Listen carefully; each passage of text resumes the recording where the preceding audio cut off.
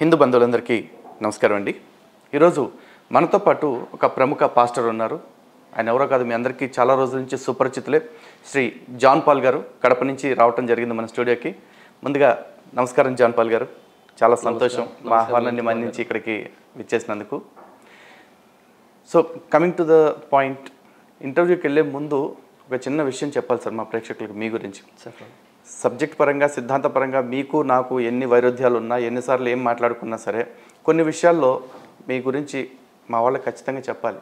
అది వరంగల్లో ఒక టెంపుల్లో ఒక స్కూల్ ఎక్స్కర్షన్కి తీసుకువెళ్ళి పిల్లలకి టెంపుల్ ఆవరణలో మాంసాహారం తినిపిస్తే క్రైస్తవ సమాజంలో చాలామంది పేరుగన్న పాస్టర్లు అందరూ కూడా అదేంటి ఇంత మతోన్మతమా, ఏ పిల్లల దగ్గర నోటి దగ్గర ఆహారం లాగేస్తారా అంటూ ప్రచారం చేస్తే ఆ సందర్భంలో కూడా మీరు చాలా నిష్కర్షగా వాళ్ళందరినీ ఖండించారు. ఫస్ట్ ఆఫ్ ఆల్ వాళ్ళ గుడికి వెళ్ళి మీరు చేసింది తప్పు, దాన్ని ఖండించి వాళ్ళ ఆలయ సంప్రదాయాలను వాళ్ళు కాపాడుకుంటుంటే దాన్ని మతోన్మాదం అనే హక్కు మీకు ఎక్కడుంది అంటూ సమర్థించారు. నిజంగా అప్రిషియేటివ్ అండి. దాంతోపాటు నిన్న మొన్న విజయప్రసాద్ రెడ్డి గారు ఒక వీడియోలో మాట్లాడిన దానికి కూడా మీరు కౌంటర్ ఇస్తూ సెక్యులరిజం అంటే ఏంటి అనేది చాలా స్పష్టంగా చెప్పారు. సో ఆ క్లారిటీ చాలామంది హిందువులకు కూడా రావాల్సి ఉంది. కాబట్టి ఒక్కసారి సెక్యులరిజం అంటే ఏంటి అని ఒక్కసారి మళ్ళీ చెప్పండి సార్, నిజంగా వినాలి. సెక్యులర్ అంటే నాన్ రిలీజియస్, అంటే ఆ వ్యక్తి మాట కానీ ఆ వ్యక్తి పనులు కానీ ఏ మతానికి సంబంధం లేకుండా లౌకికమైన మతానికి సంబంధం లేనటువంటి వ్యక్తిని, ప్రాపంచిక మనసు కలిగినటువంటి వ్యక్తిని సెక్యులర్ అంటారు. అయితే విజయప్రసాద్ రెడ్డి ఏమన్నాడు అంటే, నేను సెక్యులర్ని, నాకు సెక్యులర్ భావజాలాలు ఉన్నాయి అన్నప్పుడు సెక్యులర్కి వ్యతిరేకమైన పదం ఏంటంటే క్లర్జీమెన్, అంటే పాస్టర్ అని. పాస్టర్కి వ్యతిరేక పదమే సెక్యులర్. పాస్టర్కి వ్యతిరేకమైన పదం ప్రయోగించి బైబిల్ బోధించడం ఏంటి? ఉదాహరణకి నేను ఒక పోలీస్ ఆఫీసర్ని, నేను డ్యూటీకి జాయిన్ అయ్యే రోజు నాలో దొంగ లక్షణాలు పుష్కలంగా ఉన్నాయి అన్నాను అనుకోండి, ఎంత వ్యతిరేకం అది! ఇంకెవరిని పట్టుకోవాలి? నేను డ్యూటీలో జాయిన్ అవుతూ ఉన్నదే దొంగలు పట్టుకోవడానికి. ఆ రోజే నాకు దొంగ లక్షణాలు పుష్కలంగా ఉన్నాయి, నేను మంచి దొంగని, గజ దొంగని అంటే కామెడీ కదా. అంతే కదా. అలాగే ప్రతి ఆదివారం బైబిల్ బోధిస్తూ నాకు సెక్యులర్ భావాలు ఉన్నాయంటే ఆ పదం అర్థం కాక చాలామంది మౌనంగా ఉన్నారు, కానీ పెద్ద కామెడీ చేశాడు ఆ వ్యక్తి. సెక్యులర్ అంటే ప్రాపంచికమైనటువంటి వ్యక్తి, లౌకికమైన వ్యక్తి, నాన్ రిలీజియస్. నిజానికి హిందువుల్లో కూడా చాలామందికి సెక్యులరిజంకి లేదా రిలీజియస్ టాలరెన్స్కి, అంటే మత సామరస్యానికి మతంతో సంబంధం లేకుండా బతకడానికి తేడా తెలియక చాలామంది మేము కూడా సెక్యులర్ అనుకుంటూ ఉంటారని. నిజానికి సెక్యులర్ అనేది ప్రభుత్వాలకి సంబంధించింది, పాలకులకు సంబంధించింది. ఒక సగటు మనిషిగా మీరు జాన్ పాల్ గారు క్రిస్టియన్ అని ఎట్లా చెప్పుకుంటున్నారు? క్రైస్తవ్యం అనే ఒక సిద్ధాంతాన్ని నమ్ముతున్నారు కాబట్టి. నేను హిందూ అనే ఒక సిద్ధాంతాన్ని నమ్ముతున్నాను కాబట్టి నాది హిందూ మతం, నాది హిందూ ధర్మం అన్నా మీది క్రైస్తవ మార్గం అని చెప్పిన రాజ్యాంగం ప్రకారం చూసుకుంటే మన మతాలే, మనం మతాన్నే పాటిస్తున్నాం. మనమే మతాన్ని కలిగి ఉన్నప్పుడు మత ప్రమేయం లేని క్రైస్తవుడు, మత ప్రమేయం లేని హిందువు ఎట్లా వస్తాడు అక్కడ? నాకు అర్థం కావట్లేదు ఇప్పటికి కూడా. ఒక థియాలజీ ఏమంటాడంటే, మ్యాన్ ఈజ్ ఇంక్రెడిబుల్లీ రిలీజియస్ అంటాడు. Man is incredibly religious. Even atheist కూడా, ఆ వ్యక్తి కూడా దాన్ని ఒక మతంగానే భావిస్తాడు. ఖచ్చితంగా ఒక దేవుడు అనేది లేకపోయినా సరే దేవుడు లేడనేటువంటి దాన్ని అంత బలంగా నమ్ముతాడు. కాబట్టి ఇది గవర్నమెంట్కి సంబంధించి ఏ మతానికి మొగ్గు చూపకుండా అందరినీ సమానంగా చూడాలనేది సెక్యులర్ అనేది దానికి సరిపోతుంది. కానీ అది ఎందుకు పెట్టాల్సి వచ్చిందంటే, నిజంగా ప్రభుత్వం అనేవాళ్ళు రాజ్యాంగాన్ని, ఏ దేశానికి ఆ దేశానికి రాజ్యాంగం ఉంటుంది, ఆ రాజ్యాంగాన్ని ఆధారంగా చేసుకుని అక్కడ మనిషికి ఉండే సంబంధాలను మాత్రమే వాళ్ళు పరిగణలోకి తీసుకుంటారు. కాబట్టి అంటే లౌకిక సంబంధాలను మాత్రమే పరిగణలోకి తీసుకుంటారు. కాబట్టి ఈ లౌకికవాదం అనే దాన్ని ప్రభుత్వాలు టేక్ ఓవర్ చేశాయి. అవును. అంతేగాని మనిషికి భగవంతుడికి ఉండే సంబంధం అలౌకికమైంది. అవును. అది లౌకికవాదానికి ఎట్లా ముడిపెడతారు? అసలు కాదు, అసలు కుదరదు. సో ఇన్ దట్ వే మీరు ఆయన్ని ఖండించిన తీరు కానీ, దాన్ని అర్థమయ్యేలా చెప్పిన తీరు కానీ నిజంగా అభినందనీయమండి. చాలా సంతోషం. So coming to the point, ఈరోజు మన టాపిక్ వచ్చేసి బైబిల్ దేవుడి యొక్క సమానత్వం గురించి మాట్లాడదామని నేనే అడగటం జరిగింది మిమ్మల్ని. అడిగినప్పుడు మీరు ఇంకో మాట అన్నారు, బైబిల్ గురించి మాట్లాడదామన్నారు, కాబట్టి బైబిల్ గురించే మాట్లాడదామండి, దయచేసి ఇక్కడ హిందూ గ్రంథాల ప్రస్తావన కానీ లేకపోతే హిందూ గ్రంథాల గురించి నన్ను అడగొద్దు అని చెప్పేసి అన్నారు. ఇక్కడ చిన్న మాట నేను కలుపుతానన్నా, ఏమనుకోకండి. మా క్రైస్తవ సమాజంలో చాలామంది ఇప్పుడు లలిత్ కుమార్ గారితో డిబేట్ కాదు డిస్కషన్ లేదా కరుణాకర్ సుగుణతో, లేకపోతే మీ హైందవ సమాజం తరపున ఎవరైతే మాట్లాడుతున్నారో వాళ్ళతో వెళ్తున్నాం అనగానే వెంటనే వాళ్ళ గ్రంథాలు కూడా ప్రశ్నించండి. ఎగ్జాక్ట్లీ. అని అంటున్నారు. నాకెందుకో ఇది అర్థం కావట్లే. ఉదాహరణకి లలిత్ కుమార్ గారు మీరు ఎందుకు తాగుతున్నారండి అన్నారు అనుకోండి, నేను వెంటనే మీరు తిరిగి నువ్వు తాగట్లేదా అని అంటే దాని అర్థం ఏంటి? అర్థం లేదు. అంటే మీరు తాగుతున్నారని ఒప్పుకున్నారు కదా. ఇప్పుడు మీరు నా బైబిల్ గురించి ప్రశ్నించారు. ఎందుకు ప్రశ్నించారంటే మీకు అర్థం కాలేదు, లేదా అపార్థమైంది, లేదా తెలుసుకోవాలని ఉంది. నేను సమాధానం చెప్పాలి. నా సమాధానం మీద మీ ఆలోచన విధానం ఆధారపడి ఉంటుంది. తర్వాత మీరు బైబిల్ని ఎలా చూడాలి అనేది ఆధారపడి ఉంటుంది. ఖచ్చితంగా నేను సరైన సమాధానం చెబితే మీరు ఇక్కడ దాన్ని అంగీకరించకపోయినా సరే ఖచ్చితంగా రీథింక్ చేస్తారు ఇంకొకసారి. నేను నమ్ముతున్నది ఒకవేళ తప్పేమో, బైబిల్ నిజంగా నేను అనుకున్న విధంగా లేదేమో అని రీథింక్ చేసేందుకు అవకాశం ఉంది. అలా కాకుండా మీ గ్రంథంలో లేదా అంటే నా బైబిల్ నేను తప్పని ఒప్పుకుంటున్నాను. అంతేగా. అంటే ఎక్కడి నుంచి వచ్చింది ఇది? మా బైబిల్ ఏముందంటే హేతు అడిగే ప్రతి వాడికి సాత్వికంతో సమాధానం చెప్పడానికి ఎల్లప్పుడూ సిద్ధంగా ఉండండి అని ఉంటుంది. ఆ సమాధానం చెప్పేదాన్ని అపాలజెటిక్స్ అని పిలుస్తాం. నన్ను మీరు క్వశ్చన్ చేశారు, నేను సమాధానం చెప్పాలి. తిరిగి మీ గ్రంథాన్ని క్వశ్చన్ చేయడానికి అప్పుడు నేను తప్పుని ఒప్పుకోవడం కదా. ఎందుకు మా క్రైస్తవ సమాజానికి ఇది అర్థం కావట్లేదు? కానీ ఇప్పుడు కొంతమంది బ్యాచ్ వచ్చేసి అపాలజిటిక్స్ అనే దానికి అర్థమే మార్చేశారు. మీరు చెప్తున్న దాని ప్రకారం చూస్తుంటే చాలా కన్విన్సింగ్గా ఉంది అపాలజిటిక్స్ అనేది. కానీ వీళ్ళు దానికి ఎట్లా మార్చేశారంటే అపాలజిటిక్స్ అంటే మన ధర్మం గురించి ప్రశ్నిస్తే సమాధానం చెప్పడం కాదు, ఎదటోడిని వాడి ధర్మంలో ఉన్న వాటి గురించి మాట్లాడేసి మా దానిలోనేనా నీ దానిలో లేదా అని చెప్పేసి ఇరకటంలో పెట్టడమే అనుకుంటున్నారు. అటువంటి వాళ్ళు చాలా మంది ఉన్నారు. అది నిజంగా అలాంటి వాళ్ళందరికీ కూడా మీరు చెప్పే మాటలు కనువిప్పు కావాలి. అది ఇమ్మెచ్యూరిటీ.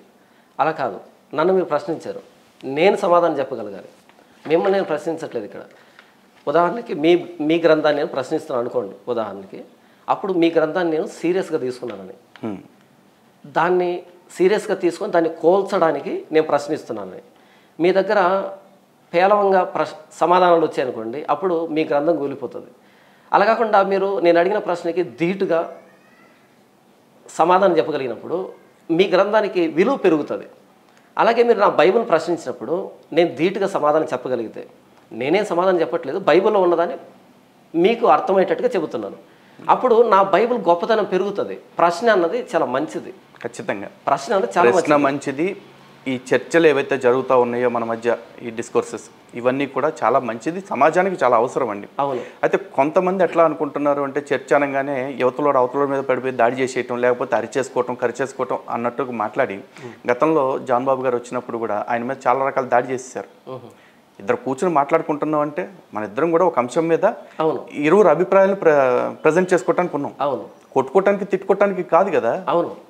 కానీ వాళ్ళు ఎట్లా ఎక్స్పెక్ట్ చేస్తున్నారు, వాడి దగ్గరికి వెళ్ళామంటే వాడి గ్రంథం గురించి మాట్లాడాలా, వాడిని ఇరికించాలా, వాడిని గట్టిగా మాట్లాడాలా. ఇది కాదు విధానం. ఇక్కడ ఇంకో మాట ఏంటంటే అన్న, ఇప్పుడు మీ మాటని ప్రామాణికంగా తీసుకునే వాళ్ళు కొంతమంది ఉన్నారు, ఫేస్ వాల్యూని బట్టి. నా మాటని తీసుకునే వాళ్ళు ఉన్నారు. నేనేం చెప్తానో దాన్ని నమ్ముతారు వాళ్ళు. ఎందుకంటే జాన్ పాల్ అన్నకి తెలియదు మాకేం తెలుసు అనేటువంటి ఒక ఆలోచన, లలిత్ అన్నకి తెలియదు మాకేం తెలుసు అనేది ఉంటుంది. ఇప్పుడు వీళ్ళిరువురు గొడవ పడేదానికి అవకాశం ఉంది. అలా కాకుండా మన ఇద్దరమే కూర్చొని ఒక విషయాన్ని మాట్లాడినప్పుడు ఇది కదా మంచి వాతావరణం. అంటే ఒకటండి, అంటే గ్రంథాల ప్రస్తావన తేవాలన్న ఉద్దేశం కాదు, కానీ మా గ్రంథం గురించి ఒక చిన్న మాట నేను నాకు తెలిసిన పట్ల చెప్తున్నా. సత్యం జ్ఞానం అనంతం బ్రహ్మ అని మాకు ఉపనిషత్తు చెప్తుంది. అంటే పరబ్రహ్మానికి సంబంధించి కావచ్చు, జ్ఞానం కావచ్చు, అది అనంతమైంది, దానికి ఒక లిమిట్ అంటూ లేదు. అది కంప్లీట్గా లలిత్ కుమార్కి తెలియదు, జాన్ పాల్ గారికి తెలియదు, లేకపోతే ఎంత పెద్ద పరంపరలో వచ్చిన ఆచార్యులకైనా అన్నీ తెలియాలని రూల్ లేదు.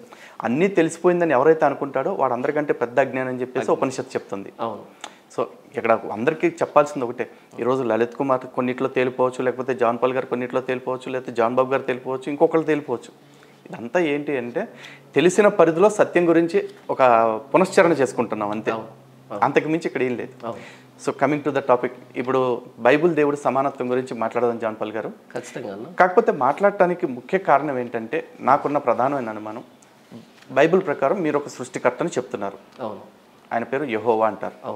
ఆయన సృష్టికర్త అయితే మొత్తం ఆయనే సృష్టించి ఉంటే ఈ సమస్త సృష్టి పట్ల ఆయనకి సమదృష్టి ఉండాలి కదా అనేది నా భావన. అటువంటి సమదృష్టి ఉందా అని అడిగితే మీరేం చెప్తారు? ఆదికాండం మొదటి వచ్చిన ఎలా ప్రారంభమవుతుందంటే, ఆది యందు దేవుడు భూమి ఆకాశమును సృజించెను. మొదటి దినం, రెండవ దినం, మూడవ దినం, నాలుగవ దినం, 5, 6 ఈ 6 దినాలు సృష్టి సంపూర్తి అయిపోయింది. ఆయన నోటి మాట నుండే ఈ సృష్టి అంతా కలిగి మొదటి 3 రోజులు నిర్జీవమైనటువంటి సృష్టి, తర్వాత 3 రోజులు జీవంతో ఉన్నటువంటి సృష్టి, మొక్కలు కానీ జంతువులు కానీ పక్షులు కానీ మానవుడు కానీ జరిగింది. ఆయన సృష్టికర్త అయినప్పుడు ఆయన సృష్టి మీద ఆయనకు సమదృష్టి లేకుండా ఎలా ఉంటుంది? అసలు ఆ పదం ఏంటి నా తెలియకడుతుంది. అంటే ఆయన సృష్టికర్త అన్నప్పుడు ఆయన సమదృష్టి లేకపోవడం ఏంటి? దేవుడు తన స్వరూపమందు తన పోలిక చొప్పున నరుణ్ణి సృజించాడు. ఆ నరుణ్ణి పురుషుని గాను స్త్రీని గాను చేశాడు. ఆ స్త్రీని చేసేటప్పుడు ఏమంటాడు అంటే, ఆదాముకి సాటి అయిన సహాయం, నరునికి సాటి అయిన సహాయంగా, సాటి అంటే ఈక్వల్, ఒకరు ఎక్కువ లేదు తక్కువ లేదు, ఈక్వల్గా చేశాడు. ఇది 2వ అధ్యాయం. అయితే 3వ అధ్యాయం వచ్చేటప్పటికి ఎప్పుడైతే పాపం జరిగిందో, పాపం జరిగిన వెంటనే దేవుడు చెప్పిన మాట ఏంటంటే, స్త్రీతో నీ ప్రసవ వేదనని మిక్కిలు హెచ్చిస్తాను, నీకు నీ భర్త ఎడల వాంఛ కలుగుతుంది, నీ భర్త నిన్ను ఏలుతాడు అని అన్నాడు. ఏలడం అంటే ఇప్పుడు తను తగ్గింది, ఈ వ్యక్తి పై స్థానంలో ఉన్నాడు. కానీ పాపం జరగకముందు 2వ అధ్యాయంలో సాటైన సహాయం, సమానం. ఎప్పుడైతే పాపం జరిగిందో అప్పుడు హెచ్చు తగ్గులు వచ్చాయి. అంటే పాపమే హెచ్చు తగ్గుల్ని సమాజంలో మనుషుల మధ్య సృష్టించింది తప్ప దేవునిలో హెచ్చు తగ్గులు లేవు, పక్షపాతం లేదు. పక్షపాతి కాడు మన దేవుడని రోమిల్ రాసిన పత్రికలో ఉంటుంది. ఓకే, సో ఇక్కడ సమానత్వం ఉంటుంది అని చెప్పేసి స్ట్రైట్ అవే మీరు చెప్పారు. కాబట్టి దీనిలో నాకు కొన్ని రకాల అసమానతలు నాకు అనిపించాయండి సృష్టిలో. అందులో మొట్టమొదటిగా చూసుకుంటే మనుషులకు జంతువులు పక్షులు అన్నిట్లపైన కూడా ఆధిపత్యం ఇవ్వటం జరిగింది. ఆధిపత్యం ఇన్ ద సెన్స్ మనుషులు వాటిని ఏలటం, వాటిని వ్యవసాయ పనులకు వాడటం మాత్రమే కాదు, మనుషులు వాటిని ఆహారంగా కూడా తీసుకోవచ్చు అని చెప్పేసి చెప్పారు. అవును. ఏంటి మనుషులకున్న ఆ ఎక్స్క్లూజివ్ క్వాలిటీ ఏంటి ఈ సృష్టిలో? అవును, మంచి ప్రశ్న. దీన్ని నేను ఇంతకుముందు చెప్పాను. దేవుడు తన స్వరూపం ముందు తన పోలిక చొప్పున నరుణ్ణి సృజించాడు. మీరు చూస్తే పక్షులు కానీ జంతువులు కానీ దేవుడు చేసినప్పుడు కలుగును గాక అంటే కలిగే, కలుగును గాక అంటే కలిగే, నోటి మాటతో కలిగే. కానీ మానవుడి విషయానికి వస్తే నేల మంటితో నరుని నిర్మించి వాని నాసికారంధ్రంలో జీవవాయువును వదిగా నరుడు జీవాత్మయుడు, జీవించే ప్రాణి అయ్యాడు. అంటే ఈ సృష్టికి మానవుడికి ఉన్నటువంటి వ్యత్యాసం ఏంటంటే, మానవుని చేసేటప్పుడు ఆయన తన స్వహస్తాలతో చేశాడు, డైరెక్ట్ ఇన్వాల్వ్మెంట్ ఉంది. తన జీవవాయువును ఆయన నాసికారంధ్రంలో ఊదిన తన స్వరూపము అంటే పురుషుణ్ణి మాత్రమేనా, స్త్రీ కూడా తన స్వరూపం? In his likeness and image అంటే అర్థం ఏంటంటే, మనం అనుకుంటున్నట్టుగా ఈ ముక్కు నోరు అవయవాలు కాదు. లైక్నెస్ అండ్ ఇమేజ్ అంటే అర్థం ఏంటంటే, ఆ కింద వర్ణంలో ఏం చెప్తాడంటే, మీరు ఆకాశ పక్షుల్ని, భూ జంతువుల్ని, సముద్ర మత్స్యాలని, ఈ సృష్టిని అంతటిని పరిపాలిస్తారు అని అంటాడు. అంటే దేవుని ప్రతినిధి అని. దేవుడు ఎలాగైతే ఈ సృష్టిని అంతటిని నిర్వహిస్తున్నాడో, కొనసాగిస్తున్నాడో, అలా ఈ భూమిని మానవుడికి ఇచ్చాడు ఆయన, దీన్ని పరిపాలించే. ఇది ఆయన పోలిక, ఆయన లక్షణం. అంతేగాని ఈ ముక్కు కళ్ళు అని కాదు. ఓకే, ఈ ముక్కు కళ్ళు అని వచ్చినప్పుడు అప్పుడు ప్రశ్న వస్తుంది, ఇంతకీ పురుషుడు పోలిక దేవుడు లేకపోతే స్త్రీ పోలిక అని వస్తుంది. దేవుడు ఆత్మ అయినప్పుడు ఆయనకు ముక్కు కళ్ళు అవసరం లేదు. ఆయన ఆత్మ అయి ఉండి మనల్ని ఈ భౌతికమైనటువంటి రూపాన్ని ఇచ్చాడు. కాబట్టి లైక్నెస్ అండ్ ఇమేజ్ అన్నప్పుడు అది ఆయన అధికారం, ఆయన మోరల్ వాల్యూస్ కానీ, ఎథికల్ వాల్యూస్ కానీ, ఆయన క్రియేటివిటీ కానీ, ఆయన గుణగణాలు. అంతేగాని భౌతికమైనటువంటి రూపం కాదు. భౌతికమైన రూపం అంటే కనుక పురుషుడు స్త్రీ అనేటువంటి ప్రశ్న ఉంది అక్కడ. ఓకే, ఇప్పుడు కేవలం భౌతికమైన రూపం కాకుండా దేవుడి లక్షణాల ద్వారా దేవుడి లక్షణాలు లాంటివే ఉండాలని మనిషిని క్రియేట్ చేసినట్లయితే, ఇప్పుడు దేవుడు కూడా మరి ఈ జంతువులన్నింటిని అలా తింటాడనే అర్థమా? ఇక్కడ దేవుడు భౌతికమైనటువంటి రూపం అయి ఉంటే కనుక ఆయనకు ఆకలి అవుతుంది, ఆయన తింటాడు. మనం కీర్తన గ్రంథం చూస్తే కీర్తనలో కొండల మీద మేసేటువంటి పశువులు కానీ, ఆకాశ పక్షాదులు కానీ, ఈ పశువులన్నీ కూడా నావే, భూమి దాని సంపూర్ణత నాదే, నేను ఆకలిగా ఉన్నాను నీతో చెప్పను అని అంటాడు. ఒకవేళ ఆయనకే కనుక ఆకలి అయితే ఆయనే కనుక తినడం ప్రారంభిస్తే ఇక మనకు తినడానికి ఏముంటుంది? ఈ భూమి అన్నది ఆయన కలుగును గాక అంటే కలిగినటువంటి ఒక ఇసుకరేణు పరిమాణం ఆయనకి, ఈ మొత్తం సృష్టితో పోల్చుకుంటే. మరి ఈ సృష్టికి బయట ఉన్నటువంటి ఆ మహోన్నతుడికి ఆకలి అయితే ఈ భూమి మీద ఉన్నటువంటి పశువులు కానీ పక్షులు కానీ అసలు ఏమైనా సరిపోతుందా? కాబట్టి ఆయన భౌతికమైన రూపం కాదు, ఆయనకు ఆకలి కాదు, ఆయన ఆత్మ. కనుక ఆయన తినే లక్షణం ఉంది కాబట్టి మనకు తినే లక్షణం పెట్టాడన్నది సరిపోదు ఇక్కడ ప్రశ్న. సరే, ఇప్పుడు జంతువుల్ని మనుషులకి ఆహారంగా నిర్ణయించారండి. ఎప్పుడు? ఆదికాండంలోనే చెప్తారు. ఆదికాండంలో ఎప్పుడు? సృష్టి అయిపోయిన తర్వాత, సృష్టి అయిపోయిన మానవ సృష్టి అయిన తర్వాత. సృష్టి అయిపోయిన తర్వాత ఎప్పుడు? ఉదాహరణకి మొదటి అధ్యాయంలోనే చెప్తారు లేదన్నా, భూజంతువులన్నిటిని. ఇక్కడ మీరు కానీ చాలా మంది తర్వాత 3వ అధ్యాయంలో కూడా చెప్తారు. లేదు, ఒకసారి ఆదికాండం మొదటి అధ్యాయం 29-30 వచనాలు ఒకసారి చదివి వినిపిస్తానన్నా. ఆదికాండం మొదటి అధ్యాయం 29 నుంచి చదివి వినిపిస్తాను. దేవుడు, ఇదిగో భూమి మీద ఉన్న విత్తనములిచ్చు ప్రతి చెట్టును, విత్తనములిచ్చు వృక్ష ఫలము గల ప్రతి వృక్షమును మీకు ఇచ్చి ఉన్నాను, అవి మీకు ఆహారమగును. భూమి మీద నుండి జంతువులన్నిటికీ, ఆకాశ పక్షులన్నిటికీ, భూమి మీద ప్రాకు సమస్త జీవులకును పచ్చని చెట్లన్నీ ఆహారమగునని చెప్పాను. ఇది ఎప్పుడు అంటే బిఫోర్ ఫాల్. ఓకే, అంటే మానవుడు పతనం కాకముందు, పాపం జరగకముందు మానవుడికి కానీ జంతువులకు కానీ పక్షులకు కానీ మొత్తం ఆహారం పచ్చని చెట్లే. అయితే ఎప్పుడైతే పాపం జరిగిందో, జలప్రలయం గతించిన తర్వాత, జలప్రలయం అయిపోయిన తర్వాత 9వ అధ్యాయంలో నేను చదివి వినిపిస్తానన్నా. ఆదికాండము 9వ అధ్యాయము 2వ వచనం నుంచి మొదటి వచనం చదివి వినిపిస్తాను పూర్తి సందర్భాన్ని. మరియు దేవుడు నోవహును అతని కుమారులను ఆశీర్వదించి, మీరు ఫలించి అభివృద్ధి పొంది భూమిని నింపుడి, మీ భయమును మీ బెదురును అడవి జంతువులన్నిటికీ, ఆకాశ పక్షులన్నిటికీ, నేల మీద ప్రాకు ప్రతి పురుగుకును, సముద్రపు చేపలన్నిటికీ కలుగును, అవి మీ చేతికి అప్పగించబడి ఉన్నవి. ప్రాణము గల సమస్త చరములు మీకు ఆహారమగును, పచ్చని కూర మొక్కలను ఇచ్చినట్లు వాటిని మీకు ఇచ్చి ఉన్నాను. అయినను మాంసమును దాని రక్తంతో మీరు తినకూడదు, రక్తమే దాని ప్రాణము. ఇక్కడ ఈ 9వ అధ్యాయంలో పాపం జరిగిన తర్వాత, జలప్రలయం అయిపోయిన తర్వాత ఇప్పుడు జంతువుల్ని ఆహారంగా ఇచ్చాడు. మనం ఆదికాండం 2వ అధ్యాయం చూస్తే ఆయన ప్రతి జంతువుని, ప్రతి ప్రాణిని ఆదాము దగ్గరికి పిలిపించినప్పుడు ఆదాము వాటికి పేర్లు పెడతాడు.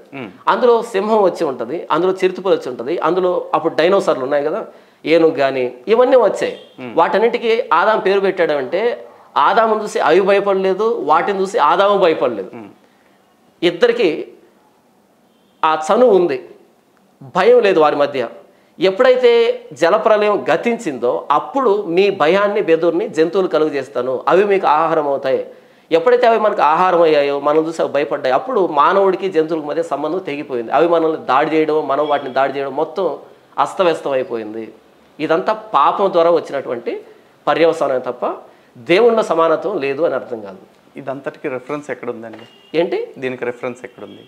రెఫరెన్స్ అంటే ఎలా ఉండాలి? దేవుళ్ళ సమానత్వం ఉంది అని మీరు అడిగినటువంటి పదాలతో ఉండాలన్నా, అక్షరాలతో ఉండాలన్నా, లేకపోతే ఈ మొత్తం వివరణలోంచి ఈ సారాన్ని మనం అర్థం చేసుకుంటే ఆ భావం రాదా?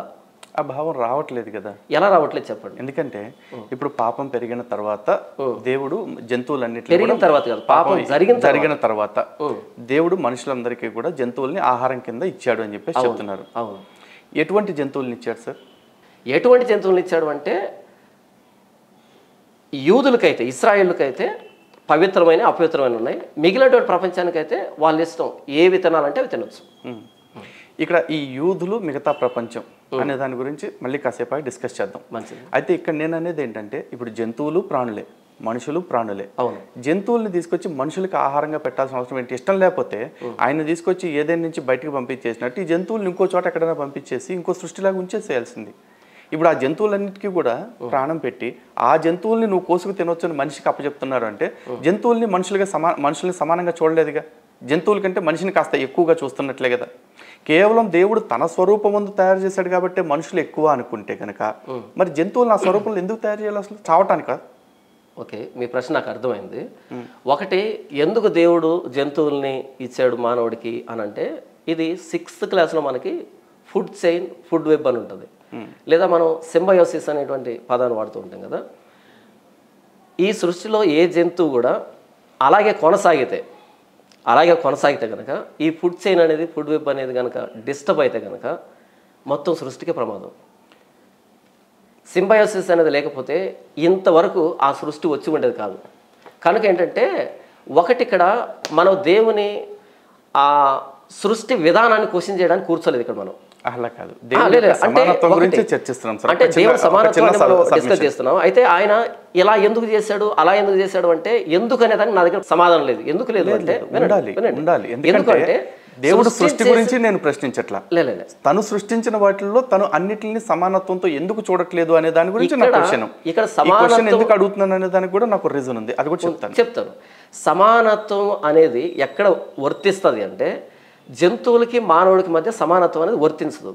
ఎందుకంటే ఆయన సృష్టి చేసే విషయంలోనే నోటి మాటతో ఈ సృష్టిని చేశాడని, తర్వాత మానవుని చేసే విషయంలో నేల మట్టితో నరుని నిర్మించి వాని నాసికారంధ్రంలో జీవవాయువును ఊదాడు అన్నప్పుడే ఈ రెండు సృష్టి, మానవుడి సృష్టి కానీ జంతువుల సృష్టి కానీ ఒకటి కాదని తెలిసింది. కాబట్టి ఇప్పుడు సమానత్వం అన్నప్పుడు మానవుడికి మధ్య మనం చూస్తామే తప్ప మానవుడికి జంతువులకి మధ్య చూడం. ఎందుకంటే అక్కడ స్పష్టంగా చెప్పబడింది కలుగునుగా కంటే కలిగాయి. మానవుడు అలా కాదు. ఇప్పుడు మనిషి మరణించిన తర్వాత పరలోకం అన్నది జంతువులకి ఏం లేదు. పరలోకం అన్నది వస్తారు అక్కడికి. పరలోకం అన్నది నరకం అన్నది జంతువులకు లేదు. ఎందుకు లేదు అంటే జంతువులు అన్నవి ఏ మోరల్ బీయింగ్స్ అంటే అనైతిక, నీతి అనేది వాటికి వర్తించదు. నీతి, నైతికత ఇవి వాటికి వర్తించదు. వాటికి విచక్షణ లేదు, వివేకం లేదు. వాటిని వివేక శూన్యమునకు మృగములు అనేటువంటి మాట ప్రయోగించబడింది. కాబట్టి వివేకం లేనప్పుడు, నైతికత లేనప్పుడు వాటిని తప్పు చేశారు అని నరకంలో వేయడము, మంచి చేశారని పరలోకం వెళ్ళడం లేదు.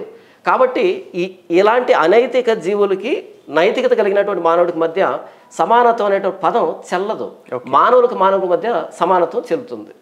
ఓకే, సమానత్వం అంటే పరలోకం వెళ్తుందా వెళ్ళదా సెకండరీ, బట్ అది కూడా ప్రాణమే కదా. మరి ఆ ప్రాణాన్ని నీ ప్రాణం నిలబెట్టుకోవటం కోసం నువ్వు చంపుకు తినొచ్చు అని అధికారం ఇవ్వటం అంటే అది ఏ రకమైన మానవత్వం అనుకోవాలి, అదే రకమైన దైవత్వం అనుకోవాలి, మీరు చెప్పండి. దానికి నేను చెప్పాను, ఇది ఆయన సృష్టి కార్యక్రమం. ఆయన సృష్టి ఇలా ఎందుకు చేశాడనేదే నాకు తెలియదు, మీకు తెలియదు. ఎందుకు అనే ప్రశ్న ఆయనే చెప్పాలి. అయితే ఆ సృష్టి చేసిన దాంట్లో ఎంతవరకు ఇది మనకు పనికి వస్తుంది అనేది మాత్రం మనం అర్థం చేసుకుంటాం తప్ప ఎందుకు అనేది మనం. చిన్న అబ్జెక్షన్ ఏంటంటే మీకు తెలీదు నాకు తెలియదు అన్నారు. బైబుల్ ప్రకారం కాబట్టి బహుశా మీకు తెలియకపోవచ్చు.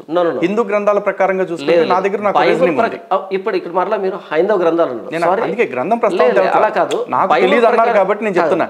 హిందూ గ్రంథాల ప్రకారం నాకు క్లారిటీ ఉంది. హిందూ గ్రంథాలు వద్దు, నేను హిందూ గ్రంథాల ప్రస్తావన మీకు తెలియదు నాకు తెలియదు అన్నారు కాబట్టి లేదండి నాకు తెలియదు అన్నది నాకు తెలుసు నా గ్రంథాల ప్రకారం. ఇంకోటి ఏం చెప్తాను, మీ గ్రంథం ప్రకారం ఏ బైబిల్ ఆ బైబిల్ ప్రకారం మీకు తెలియదు అంటే తెలియదు అని చెప్పండి, ముగించేస్తా. మరలా చెప్తాను వినండి.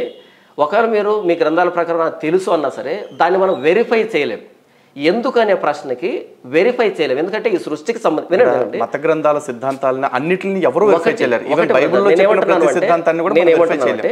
ఇంతవరకు నేను చెప్పింది బైబిల్ ప్రకారంగా నాకు తెలియదని కాదు నేను చెప్పింది. వై అనే క్వశ్చన్ అన్నది దాన్ని ఎవరైతే చేశారో ఆయన మాత్రమే చెప్పాలి. వై అనేది క్వశ్చన్ అన్నది ఇప్పుడు ఈ ఇంటిని ఎవరు కట్టారు, ఎందుకు ఇలా కట్టారు అంటే ఈ కట్టిన వ్యక్తికి తెలుస్తుంది. అది నాకు తెలియదు అది ఎందుకు ఇలా చేశాడు అన్నది.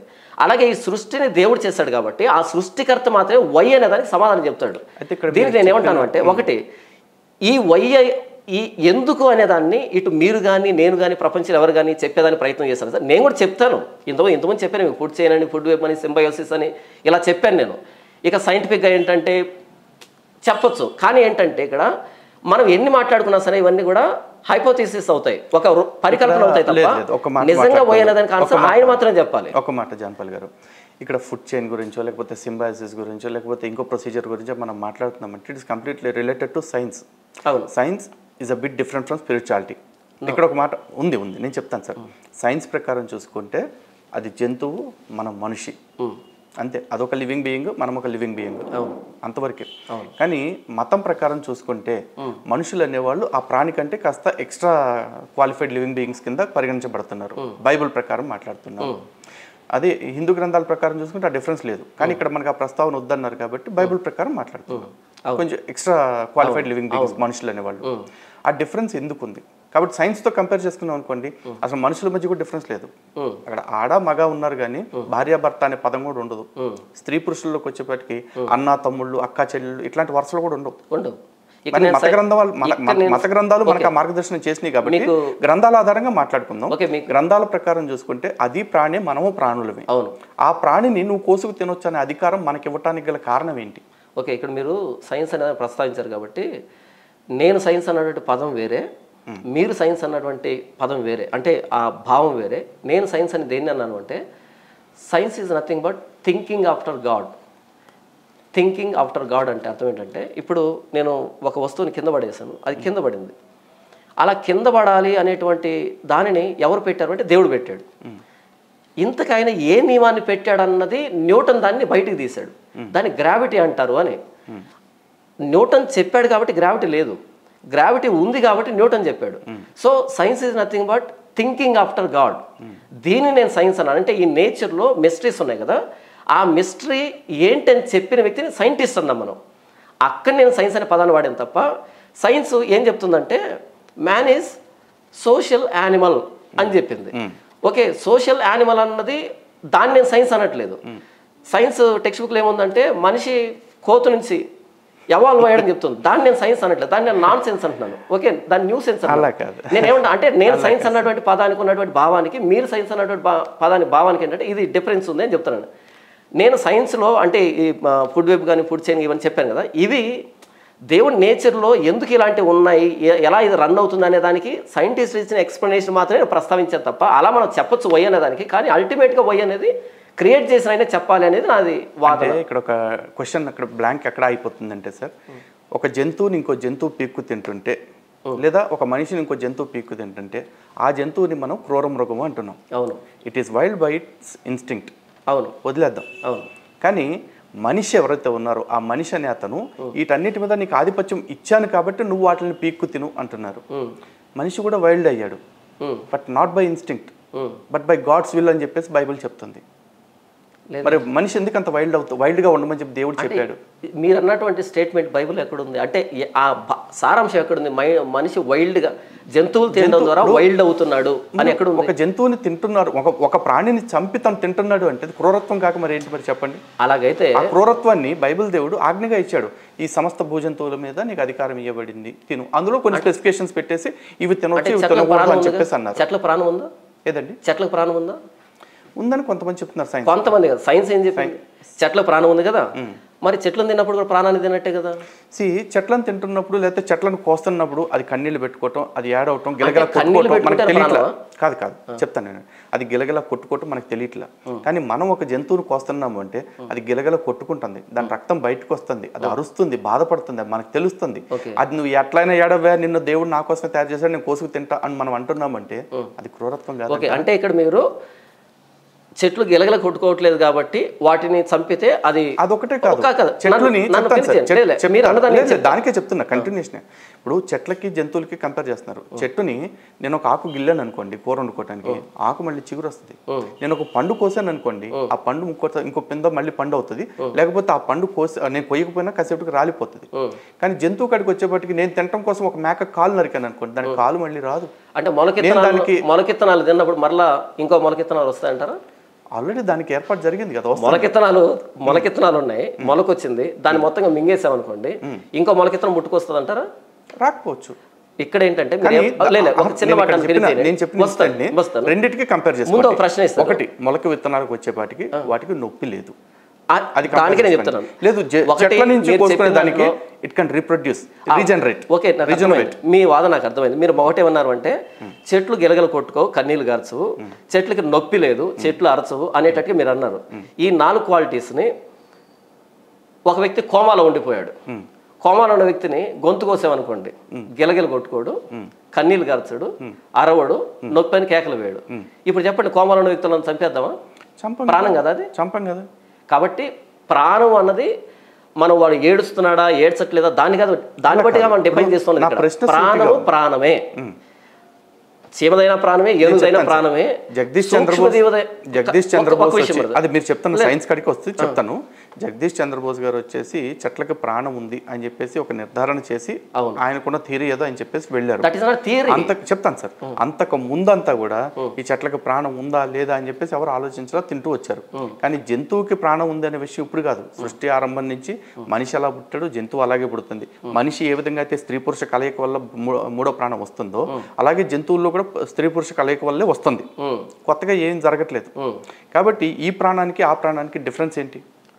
అది మీరు చెప్పాలి. రెండు ఒకటే నేను అంటున్నాను. రెండు ఒకటి కాదని నేను చెప్పేశాను. ప్రాణం అన్నప్పుడు నేను మనిషి ప్రాణము జంతువు ప్రాణము నా దృష్టిలో వేరు కాదు. నాకు ప్రాణం అంటే ప్రాణమే. కానీ బైబిల్ ప్రకారం మనుషుల ప్రాణం కొంచెం ఎక్స్ట్రా స్పెషల్ అవుతుంది. మనిషి ప్రాణం ఎక్స్ట్రా స్పెషల్ అని బైబిల్ అయ్యింది చెప్పలేదు కదా. ఇప్పుడు మనిషిని చంపితే నేరం అని బైబిల్ చెప్తుంది, నరహత్య చేయొద్దని చెప్తుంది. దానికే చెప్తున్నా. ఆ ప్రాణాన్ని తీయొద్దని చెప్పాల బైబిల్ ఎక్కడా కూడా, నరహత్య చేయొద్దని చెప్పింది. నరహత్య చేయొద్దని ఎందుకు వద్దంది? అదే చెప్పండి మీరు. అది ఎందుకు వద్దంది? ఇప్పుడు సాటి మనిషిని చంపితే తప్పు అవుతున్నప్పుడు ఇక్కడ మనం ఏదో ప్రాణాన్ని చంపి దాన్ని మనం తినటం కోసం వాడుకుంటే అది ఎందుకు తప్పు కాదని బైబిల్ చెప్పట్లా? ఇక్కడ మనం సింపతి ఏం ప్లేజ్ అయినక్కర్లేదు. ఆదికాండం 9వ అధ్యాయం 6వ వచనం ఏం లేదు సార్.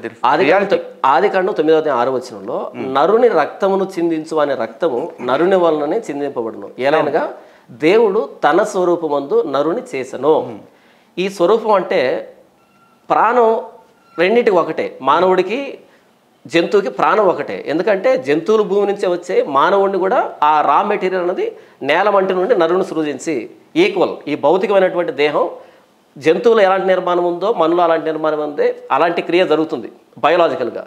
కానీ మానవుడు ఎక్కడ ఎక్కువయ్యాడు అంటే దేవుడు తన జీవవాయువుని నాసికా రంధ్రాలు ఊదినప్పుడు మానవుడు గొప్పయ్యాడు.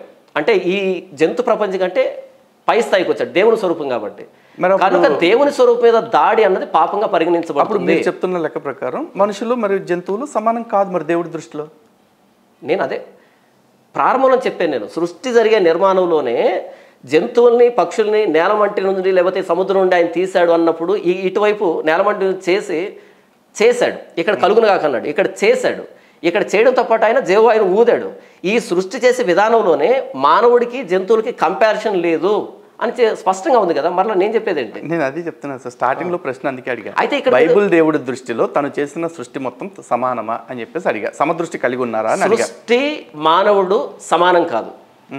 సృష్టి మానవుడు సమానం కాదు. మానవుడు సృష్టి కంటే పైన ఉన్నవాడు, సృష్టిని పరిపాలించేవాడు. ఏ విధంగా? దానికి చెప్తున్నా కదా, దేవుడు తన స్వరూపంలో మానవుని చేశాడు. మీకు చదివినిపిస్తాను అండి. కీర్తన గ్రంథము 8వ కీర్తన నేను చదివినిపిస్తాను 3వ వచనం నుంచి. నీ చేతి పనైన నీ ఆకాశములను నీవు కలుగు చేసిన చంద్ర నక్షత్రములను నేను చూడగా నీవు మనుషుని జ్ఞాపకం చేసుకున్నట్టుకు వాడేపాటివాడు, నీవు నరపుత్రుని దర్శించుటకు వాడేపాటివాడు. దేవుని కంటే వానిని కొంచెం తక్కువనిగా చేసి ఉన్నావు, మహిమా ప్రభావంతో వానికి కిరీటం ధరింపజేసి ఉన్నావు. నీ చేతి పనులు అన్నిటి మీద వానికి అధికారం ఇచ్చి ఉన్నావు. అధికారం అంటే పై స్థాయిలో ఉన్నాడని. దేవుని కంటే కింది స్థాయిలో ఉన్నాడు, సృష్టి కంటే పై స్థాయిలో ఉన్నాడు. గొర్రెలన్నిటినీ, ఎడ్లన్నిటినీ, అడవి మృగములను, ఆకాశ పక్షులను, సముద్ర మత్స్యములను, సముద్ర మార్గంలో సంచరించు వాటన్నిటినీ వాని పాదముల క్రింద నీవు ఉంచి ఉన్నావు. పాదముల కింద, మానవుడు పాదాల కింద సృష్టిని ఉంచాడు అంటే సృష్టి కంటే పై స్థాయిలో మానవుడు ఉన్నాడు. దేవుని కంటే తక్కువ స్థాయిలో చేశాడు అంటే దేవుని కంటే కింది స్థాయిలో ఉన్నాడు మానవుడు. అంటే దేవుని ప్రతినిధిగా మానవుని చేశాడు అన్నప్పుడు జంతువులకి మానవుడికి మధ్య ఆ సమాంతరం లేదు. సో స్టార్టింగ్ లో నేను అడిగిన క్వశ్చన్కి ఏదైతే ఉందో దానికి ఇప్పుడు ఆన్సర్ ఇస్తున్నారు. మనుషులు మిగతా సృష్టి సమానం కాదు దేవుడి దృష్టిలో. కాదు. ఓకే, కాదు అంటే స్టార్టింగ్ లో అన్ని సమానమే అని చెప్పేసి చెప్పారు మీరు. నేను ఎక్కడ సమానం అని చెప్పాను? ఎక్కడ సమానం అని స్టార్టింగ్ లో చెప్పారు. మీరు అడిగిన ప్రశ్న ఏంటంటే దేవుని దృష్టిలో ఈ సృష్టిలో సమానత్వం ఉందా అన్నప్పుడు దాన్ని నేనేం చెప్పాను అంటే దేవుని దృష్టిలో సృష్టి మీద ఒక కోణం ఉంది ఆయనకి, మానవుడి మీద ఒక ఆలోచన ఉంది ఆయనకి. మీరేం చేశారు? సృష్టికి మానవుడికి మధ్య పోలిక పెట్టారు. నేనేం చెప్తున్నాను, సృష్టి మీద ఆయనకి ఏ దృష్టి ఉందో అదే ఉంది, మానవుడి మీద దేవునికి ఏ దృష్టి ఉందో అదే ఉంది. ఆయన దృష్టిలో సృష్టి అంతా సమానమే. కానీ మానవుడికి జంతువులకు వచ్చినప్పుడు ఇక్కడ వ్యత్యాసం ఉందని చెప్తున్నాను. దేవుని దృష్టిలో మొత్తం సమానత్వం ఉంది, ఆయనకి వ్యత్యాసం లేదు ఆయనకి. అంటే సృష్టి సమానత్వం గురించి బైబిల్ దేవుడి దృష్టిలో సమానత్వం ఇది మాత్రమే మాట్లాడాను నేను. అవును. అంటే దానిలో సృష్టి విషయంలో కూడా అదే సమానత్వం ఉండాలి. ఎందుకంటే అన్నిటిని తయారు చేసింది ఆయనే. అవును, అన్నిటిని తయారు చేసింది ఆయనే. ఇప్పుడు ఒక తండ్రికి 10 మంది సంతానం ఉన్నారనుకోండి, 10 మంది పట్ల ఒకే రకమైన ప్రేమ ఉంటుంది. ఇంకా చెప్పాలి అంటే ఆ 10 మందిలో అంటే జనరల్గా బయాలజికల్ పేరెంట్స్కి ఆ ఫీల్ ఉంటుంది. ఎవరన్నా ఆ 10 మందిలో కొంచెం వీక్గా ఉన్నారనుకోండి, ఆ వీక్గా ఉన్నోడి మీద కాస్త ఎక్స్ట్రా కేరింగ్ ఉంటుంది. కానీ ఎక్స్ట్రా ప్రేమ అని కాదు, ప్రేమ అందరి మీద ఉంటుంది, కానీ ఆ వీక్గా ఉన్నోడి మీద ఎక్స్ట్రా కేరింగ్ ఉంటుంది. ఈ లెక్కన మనుషులకి అన్ని రకాల శక్తులు ఇన్ ద సెన్స్ తనకు తాను బతకగలిగే శక్తిని పరమాత్ముడు ఇచ్చాడు, భగవంతుడు ఇచ్చాడు. అవును. మరి జంతువులు మనిషి కంటే కొంచెం తక్కువ లెవెల్లో కొన్ని జీవులు ఉన్నాయి. అవును. ఆ జీవు కొన్ని కాదు, అన్ని కాదు. ఇప్పుడు డైనోసార్ ఉంది. డైనోసార్ దగ్గరికి వెళ్ళి మనిషి నేను నిన్ను ఏలతాను, నిన్ను తాడుతో కట్టేసి నా దగ్గర పనులు చేయించుకుంటానంటే కుదరదు. డైనోసార్ల దగ్గర పక్కన పెట్టింది, కనీసం సింహాన్ని పులిని కూడా మనం పనులు చేయించుకోవాలి. ఇక్కడ ఒక మాట, డైనోసార్ అనేది ఆకారంలో పెద్దది, మనిషి మీద అధికారం చెలాయించేది కాదు. అసలు డైనోసార్ల కాలంలో మనుషులు లేరని కదా ఉన్నారు కదా చెప్తున్నారు. Dinosaurs and humans are coexisted. Dinosaurs డైనోసార్లు మానవులు ఇద్దరు కో ఎగ్జిస్ట్ అయ్యారు. ఓకే. అయితే డైనోసార్లు మిలియన్ సంవత్సరాల కింద డైనోసార్లు అనేది ఒక పెద్ద కొలిషన్ వల్ల అవన్నీ అంతరించిపోయిన తర్వాత మళ్ళీ సృష్టి సూడో సైన్స్ అది. ఒకవేళ కొన్ని మిలియన్ సంవత్సరాల కింద అంతరించిపోయి ఉంటే ఇప్పటికి బోన్స్ కాదు కదా, కనీసం ఆ పేరు కూడా ఉండదు. ఒకవేళ సూడో సైన్స్ అనే మీరు మాట అంటే ఆ మాట ఎలా చెప్పగలుగుతున్నారు సూడో సైన్స్ అనేది? దానికి నేను అదే చెప్తున్నాను కదా బ్రదర్. మనం చైనీస్ కల్చర్లోకి వెళ్ళినా సరే, చైనీస్ కల్చర్లో డ్రాగన్స్ మనం చూస్తున్నాం, లేదా మనం పాత కథలు చూస్తే గండబేరుండ పక్షులని మనం మాట్లాడుకున్నాం. బైబిల్లో యోబు గ్రంథంలో చూస్తే ఆయన లేవియథాన్ అనేటువంటి పేరుతో డైనోసార్ వర్ణన వర్ణిస్తాడు ఆయన. ఆ వర్ణను తీసుకుని వెళ్ళి పెడితే ఇప్పుడు టీరోసారిక్స్ కానీ ఏవైతే డైనోసార్స్ ఉన్నాయో కంప్లీట్గా వాటికి సెట్ అవుతుంది. అంటే యోబుతో చెప్తున్నాడు, యోబు వీటిని చూస్తున్నావు కదా ఎంత భయంకరంగా ఉన్నాయో, కానీ నేను వాటిని అంతరింపజేశాను. అంటే ఈ సృష్టిలో ఇంత భయంకరమైన వాటిని చేసినా సరే, అంటే ఇవి నా అధికారం కిందనే, నా ప్రభావం కిందనే ఉన్నాయి, సృష్టిలో ప్రతిదీ నీకు అర్థం కావాల్సిన అక్కర్లేదని యోబుతో మాట్లాడుతున్నాడు. అంటే ఒకవేళ యోబు డైనోసార్ని చూసి ఉండకపోతే యోబు ఆ జంతువు ఎక్కడుంది అని అడిగి ఉండేవాడు. ఆయన మౌనంగా విన్నాడు అంటే, ఊకొట్టాడు అంటే ఆ డైనోసార్లు అన్నవి మనుషులతో పాటు కో ఎగ్జిస్ట్ అయ్యాయి. అయితే ఈ సూడో సైన్స్లు ఏంటంటే ఈ ఎవల్యూషన్ థియరీని సపోర్ట్ చేయడానికి రకరకాల విషయాలు తీసుకొచ్చారు. ఒక విషయం బ్రదర్, మనిషి మరణించిన తర్వాత సమాధిలో పెట్టేస్తే ఆ ఎముకలు కొద్ది కాలానికి కనిపించకుండా పోతాయి, ఎముకలే కనిపించకుండా పోతాయి అంతే. కానీ డైనోసార్లు మిలియన్స్ ఆఫ్ ఇయర్స్ కింద చనిపోతే అసలు జోక్ కదా అది, ఎప్పటికీ ఆ అవశేషాలు దొరకడం అనేది పెద్ద జోక్ కదా. జోక్ ఏం లేదండి, అవైలబిలిటీ ఉన్న వాటిని కార్బన్ డేటింగ్ ద్వారా మనకి చెప్తున్నారు. According to Bible humans and dinosaurs co existed according to Bible, according to Job. Okay, మీరు నమ్ముతారా నమ్మరా? అకార్డింగ్ టు బైబుల్ మాట్లాడితే కనుక మనం చాలా విషయాల్లో మనం సైన్స్ కి డివేట్ అయినట్టుగా మాట్లాడుకోవాలి. ఎందుకంటే ఆ డివియేషన్ ని బైబుల్ ఎంత దారుణంగా ఖండించిందంటే సైంటిస్టులని కూడా ఆ విధంగా వేధించిన సంఘటనలు కూడా చాలా చెప్పారు. లేదు, ఇక్కడ ఏంటంటే మీరు సైన్స్ అనేది తీసుకున్నటువంటి కోణం వేరే అని చెప్పాను, నేను సైన్స్ అన్నటువంటి కోణం వేరే అని ముందే చెప్పేశాను. అకార్డింగ్ టు బైబుల్ యోబు గ్రంథం ప్రకారంగా డైనోసార్స్ హ్యూమన్స్ కో ఎగ్జిస్ట్ అయ్యారన్నది బైబుల్ ప్రకారం చెప్పబడింది. ఒకవేళ మిలియన్స్ ఆఫ్ ఇయర్స్ కిందట కన్నా అవి కన్నా అంతరించిపోయి ఉంటే కనుక ఇప్పటికీ ఎముకలు కాదు కదా, వాటి పేరు కూడా ఉండేది కాదు. నేను అదే అడుగుతున్నాను సార్. ఇప్పుడు if dinosaurs and humans are coexisted, దానికి సంబంధించి మీ దగ్గర ఉన్న బేస్ ఏంటి apart from Bible? Apart from Bible ఇప్పుడు మనం చూస్తున్నాం కదా, మ్యూజియంలో వాటి ఎముకలు చూస్తున్నాం కదా, వాటి అవశేషాల విషయంలో సైంటిస్టులు చెప్తుంది అయితే ఒకటే థియరీ, 450 మిలియన్ ఇయర్స్ ప్రకారము అవి ఉండేవి, బిలియన్ ఇయర్స్ ప్రకారం అవి ఉండేవి. ఆ రోజున ఏదో ఒక అంతరిక్షం నుంచి ఒక దాన్ని ఏమంటారు ఉల్క, పెద్ద భారీ ఉల్క భూమిని ఢీకొన్నప్పుడు అవన్నీ కూడా అంతరించిపోయాయి. ఆ తర్వాత కొన్ని లక్షల సంవత్సరాలకు మళ్ళీ జీవం కొత్తగా పుట్టుకొచ్చిందని చెప్పేసి చెప్తున్నారు. ఇప్పుడు మీరు సైన్స్ చెప్తున్న థియరీ, దానికి ఒక బేస్ ఉంది, వాళ్ళ శిలాజాలో లేకపోతే వాళ్ళు చేసిన కార్బన్ డేటింగ్ లేకపోతే ఇంకో రకమైన ప్రొసీజర్. కార్బన్ డేటింగ్ మీద చాలా కాన్ఫ్లిక్ట్ నడుస్తూ ఉంది. లండన్ హ్యామర్ అని ఒకటి ఉంది, మీరు తర్వాత సర్చ్ చేయండి. లండన్ హ్యామర్ అని కొడితే లండన్ హ్యామర్ భూమి కంటే ముందు పుట్టినట్టుగా చూపెడుతుంది కార్బన్ డేటింగ్ అన్నది. కార్బన్ డేటింగ్ మీద బోల్డ్ అన్ని లిమిటేషన్స్ ఉన్నాయి, వదిలిపెట్టేస్తే ఇప్పుడు మీరేమన్నారు అంటే ఇంతకుముందు ఈ ఉల్కాపాతం జరిగింది, మీటోరైట్ కొలిజన్ జరగడం వల్ల ఇలా అంతరించిపోయి అన్నారు కదా, అది మీరు చెప్తే బాగుంటుంది, నేను చెప్తే బాగుంటుంది. ఎందుకంటే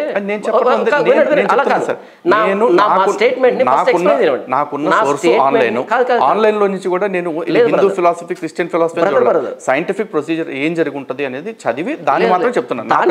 నా సొంత అభిప్రాయాలు ఏం చెప్పలేదు. నేను చెప్పేది మీకు అర్థం కాదు, నా స్టేట్మెంట్ పూర్తి వినండి మీరు. లలిత్ కుమార్ అనే మీరు, జానపాల్ అని నేను, మనం ఒక స్టూడియోలో కూర్చొని ఇలా మీటోరైట్ పడింది అలా జరిగిందని కొన్ని మనం చెప్పుకోవచ్చు. కానీ సైన్స్ అనేది అలా చెప్పకూడదు. సైన్స్ ఏం చేయాలంటే దాన్ని చూపించాలి, దాన్ని రిపీట్ చేయాలి. అలా రిపీట్ చేసి ఎక్స్పెరిమెంటల్గా ప్రూవ్ చేసినప్పుడు దాన్ని మనం సైన్స్ అంటాం తప్ప ఏదో ఇలా పడింది ఇలా వచ్చిందంటే దాన్ని సైన్స్ అంటారు. అలాగైతే రచ్చబండ దగ్గర కూడా మాట్లాడుకుంటారు ఇలా జరిగింది అలా జరిగిందని. సైన్స్ ఎవిడెన్స్ చూపించాలి, ఎవిడెన్స్ లేనప్పుడు సైలెంట్గా ఉండాలి. అన్ని సందర్భాల్లో పాసిబిలిటీ కాదండి. ఒక థియరీ ప్రతిపాదిస్తున్నారు, ఆ థియరీ దిశగా ప్రయోగాలు చేస్తుంటారు. అలాంటి థియరీస్ లో big bang is a theory, evolution is a theory. ఆ థియరీస్ ని సపోర్ట్ చేసుకోవడానికి వాళ్ళ దగ్గర కొన్ని వాదనలు ఉన్నాయి. అలాంటి వాదనని సపోర్ట్ చేసుకోవడానికి మీ దగ్గర ఉన్న బేస్ ఏంటి అంటే that humans and dinosaurs are coexisted అనేది. That is the theory, that's not law. Theory, నా థియరీ ప్రకారంగా డైనోసార్స్ని మనుషులు కోసుకుని తిన్నారు, ఇది నా theory according to John Paul. Okay, theories ఏముంది, ఎవరికి నచ్చిన థియరీ వాడికి ప్రవేశపెట్టుకుంటాడు. ఆ థియరీని ప్రూవ్ చేసేటువంటి ఎవిడెన్స్ లేనప్పుడు అది థియరీగానే మిగిలిపోతుంది. ఎవడైనా థియరీని ప్రపోజ్ చేయొచ్చు. ఏముందండి ఇప్పుడు ఆర్కిమెడిస్ థియరీ అని ఇప్పుడు థియరీని ప్రపోజ్ చేశాడు ఆయన. ఆర్కిమెడిస్ థియరీ అదే అంటున్నా, ఆ థియరీని బేస్ చేసుకుని తర్వాత ప్రయోగాలు జరిగాయి వచ్చినాయి. తర్వాత గ్రావిటేషన్ అనేది న్యూటన్ చెప్పింది కూడా ఫస్ట్ ఒక ఊహనే. ఆ ఊహల నుంచి తర్వాత సైన్స్ ఎలా ఉంటుందంటే బ్రదర్, సైన్స్ ఎలా రన్ అవుతుందంటే brother, first ask a question, ప్రశ్నతో ప్రారంభం అవుతుంది. అది ఫస్ట్ స్టెప్. సెకండ్ స్టెప్ ఏంటంటే ఫార్మ్ ఏ హైపోథిసిస్, దాన్ని పరికల్పన, ఊహించాలి. ఆ హైపోథిసిస్ చుట్టూ ఈ ప్రొసీజర్ అంతా నడవాలి. ఫైనల్ గా వచ్చిన తర్వాత ఒక ఇన్ఫరెన్స్, ఒక conclusion. So what is that inference in Bible? ఏంటి దానికి ఉన్న కంక్లూజన్ ఏంటి? దానికి నేను చెప్పింది, ఇప్పుడు యోబు అనే ఆయన దేవుడితో మాట్లాడాడు కాబట్టి చెప్తాను సార్. యోబు అనే ఆయన దేవుడితో మాట్లాడేటప్పుడు డైనోసార్స్ టాపిక్ వచ్చింది కాబట్టి డైనోసార్స్ అండ్ హ్యూమన్స్ ఆర్ కోఎగ్జిస్టెడ్ అని మీరు అంటున్నారు. అది ఎలా సరిపోదు. ఇప్పుడు చెప్తాను దానికి చెప్తాను బ్రదర్. ఇప్పుడు మనం మ్యూజియంలో డైనోసార్ సంబంధించినటువంటి అవయవాలన్నీ చూస్తున్నాం. దాని స్ట్రక్చర్ కంప్లీట్గా మనం చూస్తూ ఉన్నాం. దాన్ని ఎవల్యూషనిస్ట్ కానీ మిగతా వాళ్ళు ఏం చెప్పారు అంటే ఒక ఉల్క పడింది, ఏదో పడింది అని చెప్పారు. అది థియరీ. అయితే బైబిల్ దాన్ని ఎలా సపోర్ట్ చేస్తుందంటే ఈ డైనోసార్ అవశేషాలు లేకముందే, ఈ సిద్ధాంతాలు లేకముందే యోబు గ్రంథం అన్నది కొన్ని వేల సంవత్సరాల కింద రాయబడింది. అక్కడ రాయబడినటువంటి వర్ణన ఎగ్జాక్ట్గా ఇక్కడ ఫిట్ అవుతుందంటే, ఇక్కడ మ్యూజియంలో ఉన్నటువంటి దీనికి ఫిట్ అవుతుందంటే ఇది సరిపోయింది. కానీ అక్కడ ఉల్కబడింది అనేది ఆధారం లేనప్పుడు అది ఎలా సరిపోతుంది? సరిపోతే ఇది సరిపోతుంది. బేసిక్గా ఇంత దాకా డిస్కషన్ వచ్చింది కాబట్టి బైబుల్ అనే concept starting from the Genesis, concept కాదు, word of God. No word of God అనేది వర్డ్ ఆఫ్ గాడ్ అనే నేను చెప్తానండి. Whether you believe it or not, నేను చెప్తాను ఒక మాట. అది వర్డ్ ఆఫ్ గాడ్ అనే మాటలో కనుక మీరు మాట్లాడితే అదే వర్డ్ ఆఫ్ గాడ్ అని నేను యాక్సెప్ట్ చేస్తే మన ఇద్దరి మధ్య చర్చ అనవసరం. కాబట్టి బైబుల్ ఇప్పుడు భగవద్గీత గురించి చర్చించేటప్పుడు Bhagavad Gita also it is a concept అనుకుని చర్చించాలి మనం. ఆ ఫైనల్ కన్క్లూజన్ లో whether it is word of God or not అనేది మనం కంక్లూడ్ చేయాల్సి ఉంటుంది. సో బైబుల్ అనే కాన్సెప్ట్ మనం తీసుకుంటే సృష్టి ఆరంభంలో మొదటి రోజు ఇది, రెండో రోజు ఇది, ఆరో రోజు ఇది, ఏడో రోజు ఇది అని 7 రోజుల సృష్టి అని చెప్తారు. అవును, అది ఆ రోజుల సృష్టి. అది రోజుల సృష్టి అని చాలా రోజులు ప్రజలు కూడా నమ్మారు. ఇప్పటికీ కూడా అది 24 hours డే అనుకునేదని చెప్పేసి చాలా మంది నమ్ముతా ఉన్నారు. నమ్మదం నిజం. అది ఆది కాండంలో రోజులు అని చెప్పబడిన చోట 24 hours డే. అది యుగాలు కాదు, లాంగ్ పీరియడ్ ఆఫ్ టైం కాదు. ఒకవేళ దేవుడు కలుగునగా కంటే అది లాంగ్ పీరియడ్ ఆఫ్ టైం, యుగాలు కనుక జరిగి ఉంటే కనుక మనం పెద్దగా మాట్లాడుకునేది ఏం లేదు ఇక్కడ. ఆయన కలుగునుగా కంటే కలిగింది కాబట్టి ఆయన మాటలోని శక్తిని మనం ఊహిస్తున్నాం, అర్థం చేసుకుంటున్నాం. ఆయన కలుగునుగా కంటే ఒక 1000 సంవత్సరాలు జరిగింది అనుకోండి, అక్కడ దేవుని శక్తి ఏం లేదు అక్కడ. కాబట్టి 24 hours day, literally 24 hours day. కానీ ఈ సిద్ధాంతాన్ని కవర్ చేసుకోవటం కోసం ఇప్పుడు చాలా మంది 2 సిద్ధాంతాలు చేస్తున్నారు. ఒకటి గ్యాప్ థియరీ, అంటే దేవుడు బైబుల్లో చెప్తున్నాను సార్, అంటే సైన్స్ అనే టాపిక్ వచ్చింది కాబట్టి దాని గురించి మాట్లాడుతున్నా. బైబుల్నే అది సైంటిఫిక్గా ఉందా లేదా అనే దాని గురించి ఫస్ట్ మాట్లాడుకుంటే, ఈ గ్యాప్ థియరీలు ఏమంటారు? స్టార్టింగ్ డేకి సెకండ్ డేకి కొన్ని వేల సంవత్సరాల గ్యాప్ ఉందనే వాళ్ళు ఉన్నారు, కొన్ని లక్షల సంవత్సరాల గ్యాప్ ఉందనే వాళ్ళు ఉన్నారు. ఎందుకంటే యోమ్ అంటే అదొక పరిమితి లేని కాలము అని చెప్పేసి చెప్తున్న వాళ్ళు ఉన్నారు. ఇది కాకుండా రెండో వాళ్ళు ఇంకోటి ఏం చెప్తారంటే యంగ్ ఎర్త్ థియరీ అని చెప్పేసి వాళ్ళు చెప్తారు. అంటే ఇప్పుడున్న భూమి అంతకు ముందున్న భూమి వేరు, ఈ సృష్టి వేరు, ఆ సృష్టి వేరు అని చెప్పేవాళ్ళు కూడా ఉన్నారు. సో ఇప్పుడు బైబిల్ విషయంలో సైంటిఫిక్గా చూసుకుంటే మీరు 6 రోజుల్ని 24 hours డే అని నమ్ముతున్నారు కాబట్టి ఆ సీక్వెన్స్లో చూసుకుంటే కనుక ఆదాము నుంచి యేసుక్రీస్తు వారి దాకా 4500 సంవత్సరాల కాలగణన చేశారు. ఇది ఒక 2000 సంవత్సరాలు, 6500 సంవత్సరాల సృష్టి. కానీ 6500 సంవత్సరాల క్రితం అసలు డైనోసార్లు ఉండే అవకాశమే లేదు అని చెప్పేసి సైంటిస్టులు చెప్తున్నారు, 100% చెప్తున్నారు. అదైతే మరి ఇప్పుడు యోబు ఎప్పటి పర్సన్, ఆయనకి డైనోసార్స్ తోటి ఎటువంటి, అంటే ఇక్కడ మీరు అస్సలు పొసగనటువంటి కొన్ని విషయాలు ముడిపెట్టారు. ఒకటి ఏంటంటే కొంతమంది యంగ్ థియరీ అంటున్నారు, కొంతమంది గ్యాప్ థియరీ అంటున్నారు, కొంతమంది అన్నారు బైబిల్ని సైంటిఫిక్ గా నిరూపించాలి.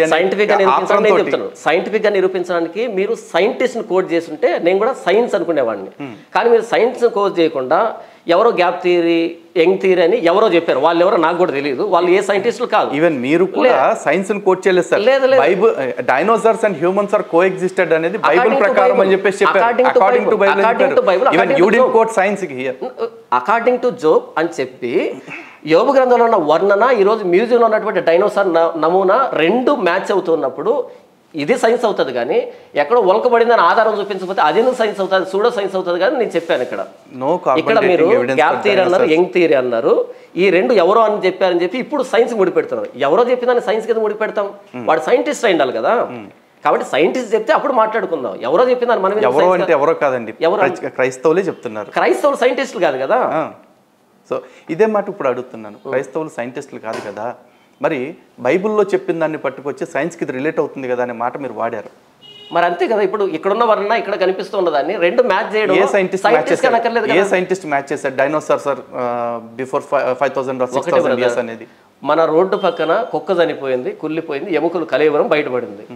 అది కుక్క నిర్ధారించడానికి సైంటిస్ట్ గా మనం కామన్ సెన్స్ తో చెప్పేయచ్చా? కానీ ఆ కుక్క ఆ బోన్ స్ట్రక్చర్ ఏంటి, దాంట్లో ఉన్నటువంటి ఎలిమెంట్స్ ఏంటి, ఇవి నిర్ధారించడానికి సైంటిస్ట్ అవసరం అవుతాడు. కానీ అది కుక్క కలేబరం అని చెప్పడానికి సైంటిస్ట్ గానే కర్లే.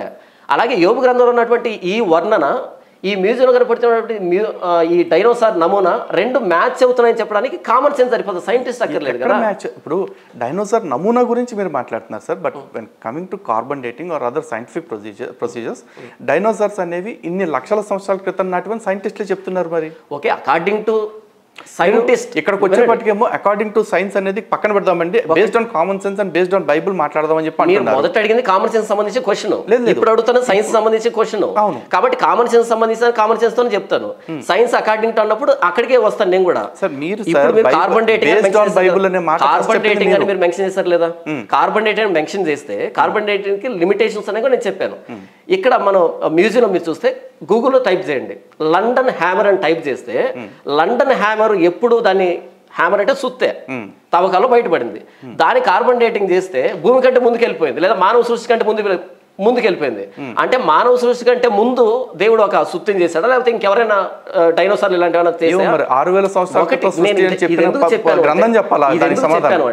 ఇది ఎందుకు చెప్పాను అంటే there are limitations for carbon dating. మనం కంప్లీట్ గా కార్బన్ డేటింగ్ నమ్మలేదు. ఓకే బ్రదర్, ఇప్పుడు ఇంతవరకు ఏంటంటే ఆఫ్ కోర్స్ నేను కార్బన్ డేటింగ్ లిమిటేషన్ ఉంది, అది ఒప్పుకుంటాను. ఓకే, కానీ నేను అనేది ఏంటంటే ఈ లండన్ హ్యామర్ కావచ్చు, లేకపోతే ఇంకొక వస్తువు కావచ్చు, భూమి కంటే చాలా పురాతనమైందని మీరు చెప్తుంటే కనుక దాన్ని డిఫర్ అవ్వాల్సింది ఏం లేదు. ఏమో సృష్టి లేదు అని మనం ఎట్లా అనుకుంటాము? అంటే భూమి అంటే మానవ సృష్టి కంటే ముందు సుత్తిని చేశాడు దేవుడు. మానవ సృష్టి కంటే పూర్వం ఇంకో రకం మానవులు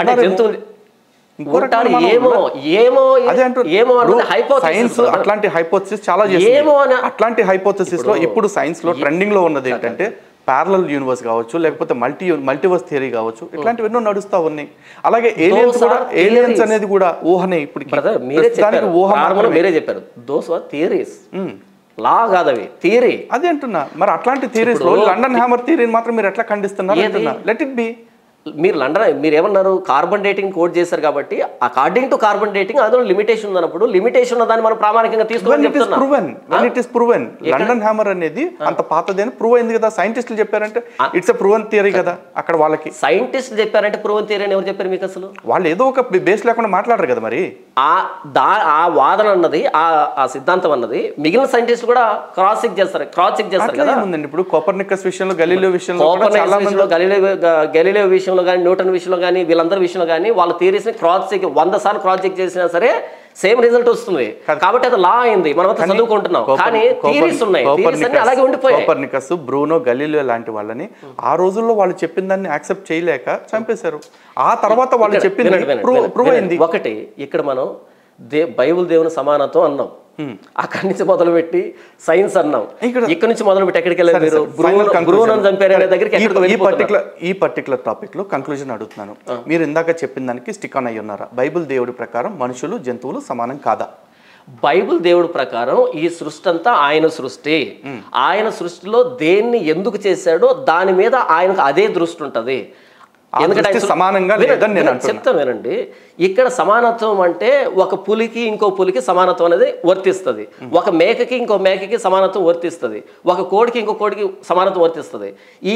ఈ లోవర్ క్రియేషన్ ఏదైతే ఉందో దీనికి హయ్యర్ క్రియేషన్ అయినటువంటి మానవుడికి ఇక్కడ సమానత్వం అన్నది వర్తించదు. దేవుని దృష్టిలో మానవుడు ఏంటో అలాగే ఉన్నాడు ఆయన. అదే చెప్పాను సార్ ఇందాక కూడా, మళ్ళీ అదే చెప్తున్నా. ఒక తండ్రికి 10 మంది పిల్లలు ఉంటే ఒకడికి అందగాడిగా ఉన్నా సరే, ఒకడు అందవిహీనంగా ఉన్నా, ఒకడు పొడుగ్గా ఉన్నా, ఒకడు పొట్టిగా ఉన్నా, ఒక డబ్బులు సంపాదించినా డబ్బులు సంపాదించకపోయినా తండ్రి ప్రేమ అందరి పట్ల, తండ్రి దృష్టి అందరి పట్ల సమానంగా ఉండాలి కూడా. ఈవెన్ మాకు ఇక్కడ ప్రస్తుతం నాకు తెలియదు, ఒక చిన్న కోట్ మాత్రం చేయకూడదు. అది మీ గురించి చేయట్లేదు, నేను దానికి మీరు సమాధానం చెప్పొద్దు. ఇప్పుడు మీరు ప్రత్యక్షంగా కానీ పరోక్షంగా డిస్కషన్ అంతా బైబుల్ చుట్టూనే తిరగాలి. బైబుల్ చుట్టూనే చెప్తాను. నేను మిమ్మల్ని దానికి సమాధానం కూడా చెప్పమని అనట్లేదు, కానీ జనాలకు ఒక క్లారిటీ కావాలి. అప్పుడు మీరు తర్వాత వీడియోలో, ఎందుకంటే ఇప్పుడు మీరు కోట్ చేసి వదిలేరు అనుకోండి, అప్పుడు నేను దాంట్లో ఎంటర్ కావాల్సి వస్తుంది. అవసరం లేదు.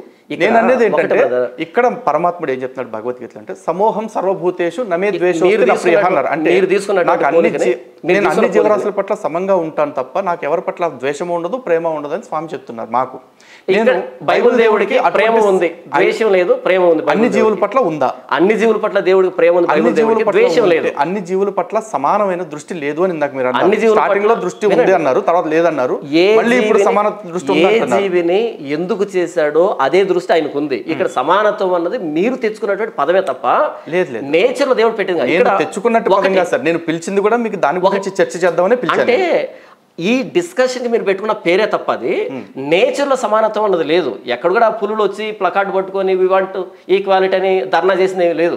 మనుషులు చేసుకుంటారు, ఎందుకంటే మేము నల్లగున్నాం తెల్లగున్నాం. ఇలాంటి మాట మాట్లాడితే గనక ఒక క్లియర్ గా ఒక మాట మాట్లాడదాం సార్. చెప్పండి. ఈ ప్రపంచం మొత్తం ఈ రోజు సర్వనాశనం అవటానికి ఒక పులి, ఒక జింక, ఒక కుక్క, ఒక నక్క కారణం కాదు, మనిషే కారణం. అవును, సృష్టి నాశనం అవటానికి మనిషే కారణం. మరి అలాంటి మనిషి దేవుడి దృష్టిలో అంత గొప్పోడు ఎందుకయ్యాడు సార్? దేవుడు చేసినప్పుడు మానవుడు చెడిపోయినాడు కాదు, దేవుడు తన పోలికలో చేశాడు. ఎందుకంటే నేను అడిగిన పోలికని కాదు ఎందుకంటే ఈ క్వశ్చన్ ఎందుకు అడగాల్సి వచ్చిందంటే నేను అడిగిన పోలికని మీరు క్రాస్ ఓవర్ చేశారు. నేనేమంటున్నా, మనుషుల సృష్టి పట్ల అన్నిటినీ సృష్టించిన సృష్టికర్తకి తన సృష్టి పట్ల సమానత్వం ఉంటుందా అని మీరు అడిగితే మనుషుల పట్ల జంతువుల పట్ల అన్నిటి పట్ల సమాన దృష్టి ఉంటుంది. అవును, అన్నిటిని కన్న తండ్రి 10 మందిని కన్న తండ్రి 10 మంది పట్ల వాళ్ళ ఇర్రెస్పెక్టివ్ ఆఫ్ దర్ క్వాలిటీస్ అందరి పట్ల ఒకే దృష్టి ఎలా కలిగి ఉంటాడు, అలాంటి దృష్టి బైబిల్ దేవుడికి అన్ని జీవరాశుల పట్ల ఉంటుందా అని అడిగారు. Question is very clear. మీరు తీసుకున్నటువంటి పోలికలో ప్రాబ్లం ఉంది, మీకు అర్థం కావాలి. నేను చెప్తాను వినండి. ఒక తండ్రికి 10 మంది పిల్లలు ఉన్నప్పుడు 10 మంది పట్ల ఆయనకు సమదృష్టి ఉంటది అని అన్నారు. ఇది పర్ఫెక్ట్లీ నిజం, అది ఇందులో మనం వేలు పెట్టేది లేదు. అదే తండ్రి కోళ్ళని, కుక్కల్ని, మేకలు కూడా పెంచుకుంటున్నాడు. ఒకే ఇంట్లో ఉన్నారు అందరూ. అప్పుడు 10 మంది పిల్లల మీద ఉండే దృష్టికి, కోళ్ళ మీద, కుక్కల మీద ఉండేటువంటి దృష్టికి సమానంగా ఉండదు. అప్పుడు వినండి వినండి వినండి వినండి వినండి. This is really absurd.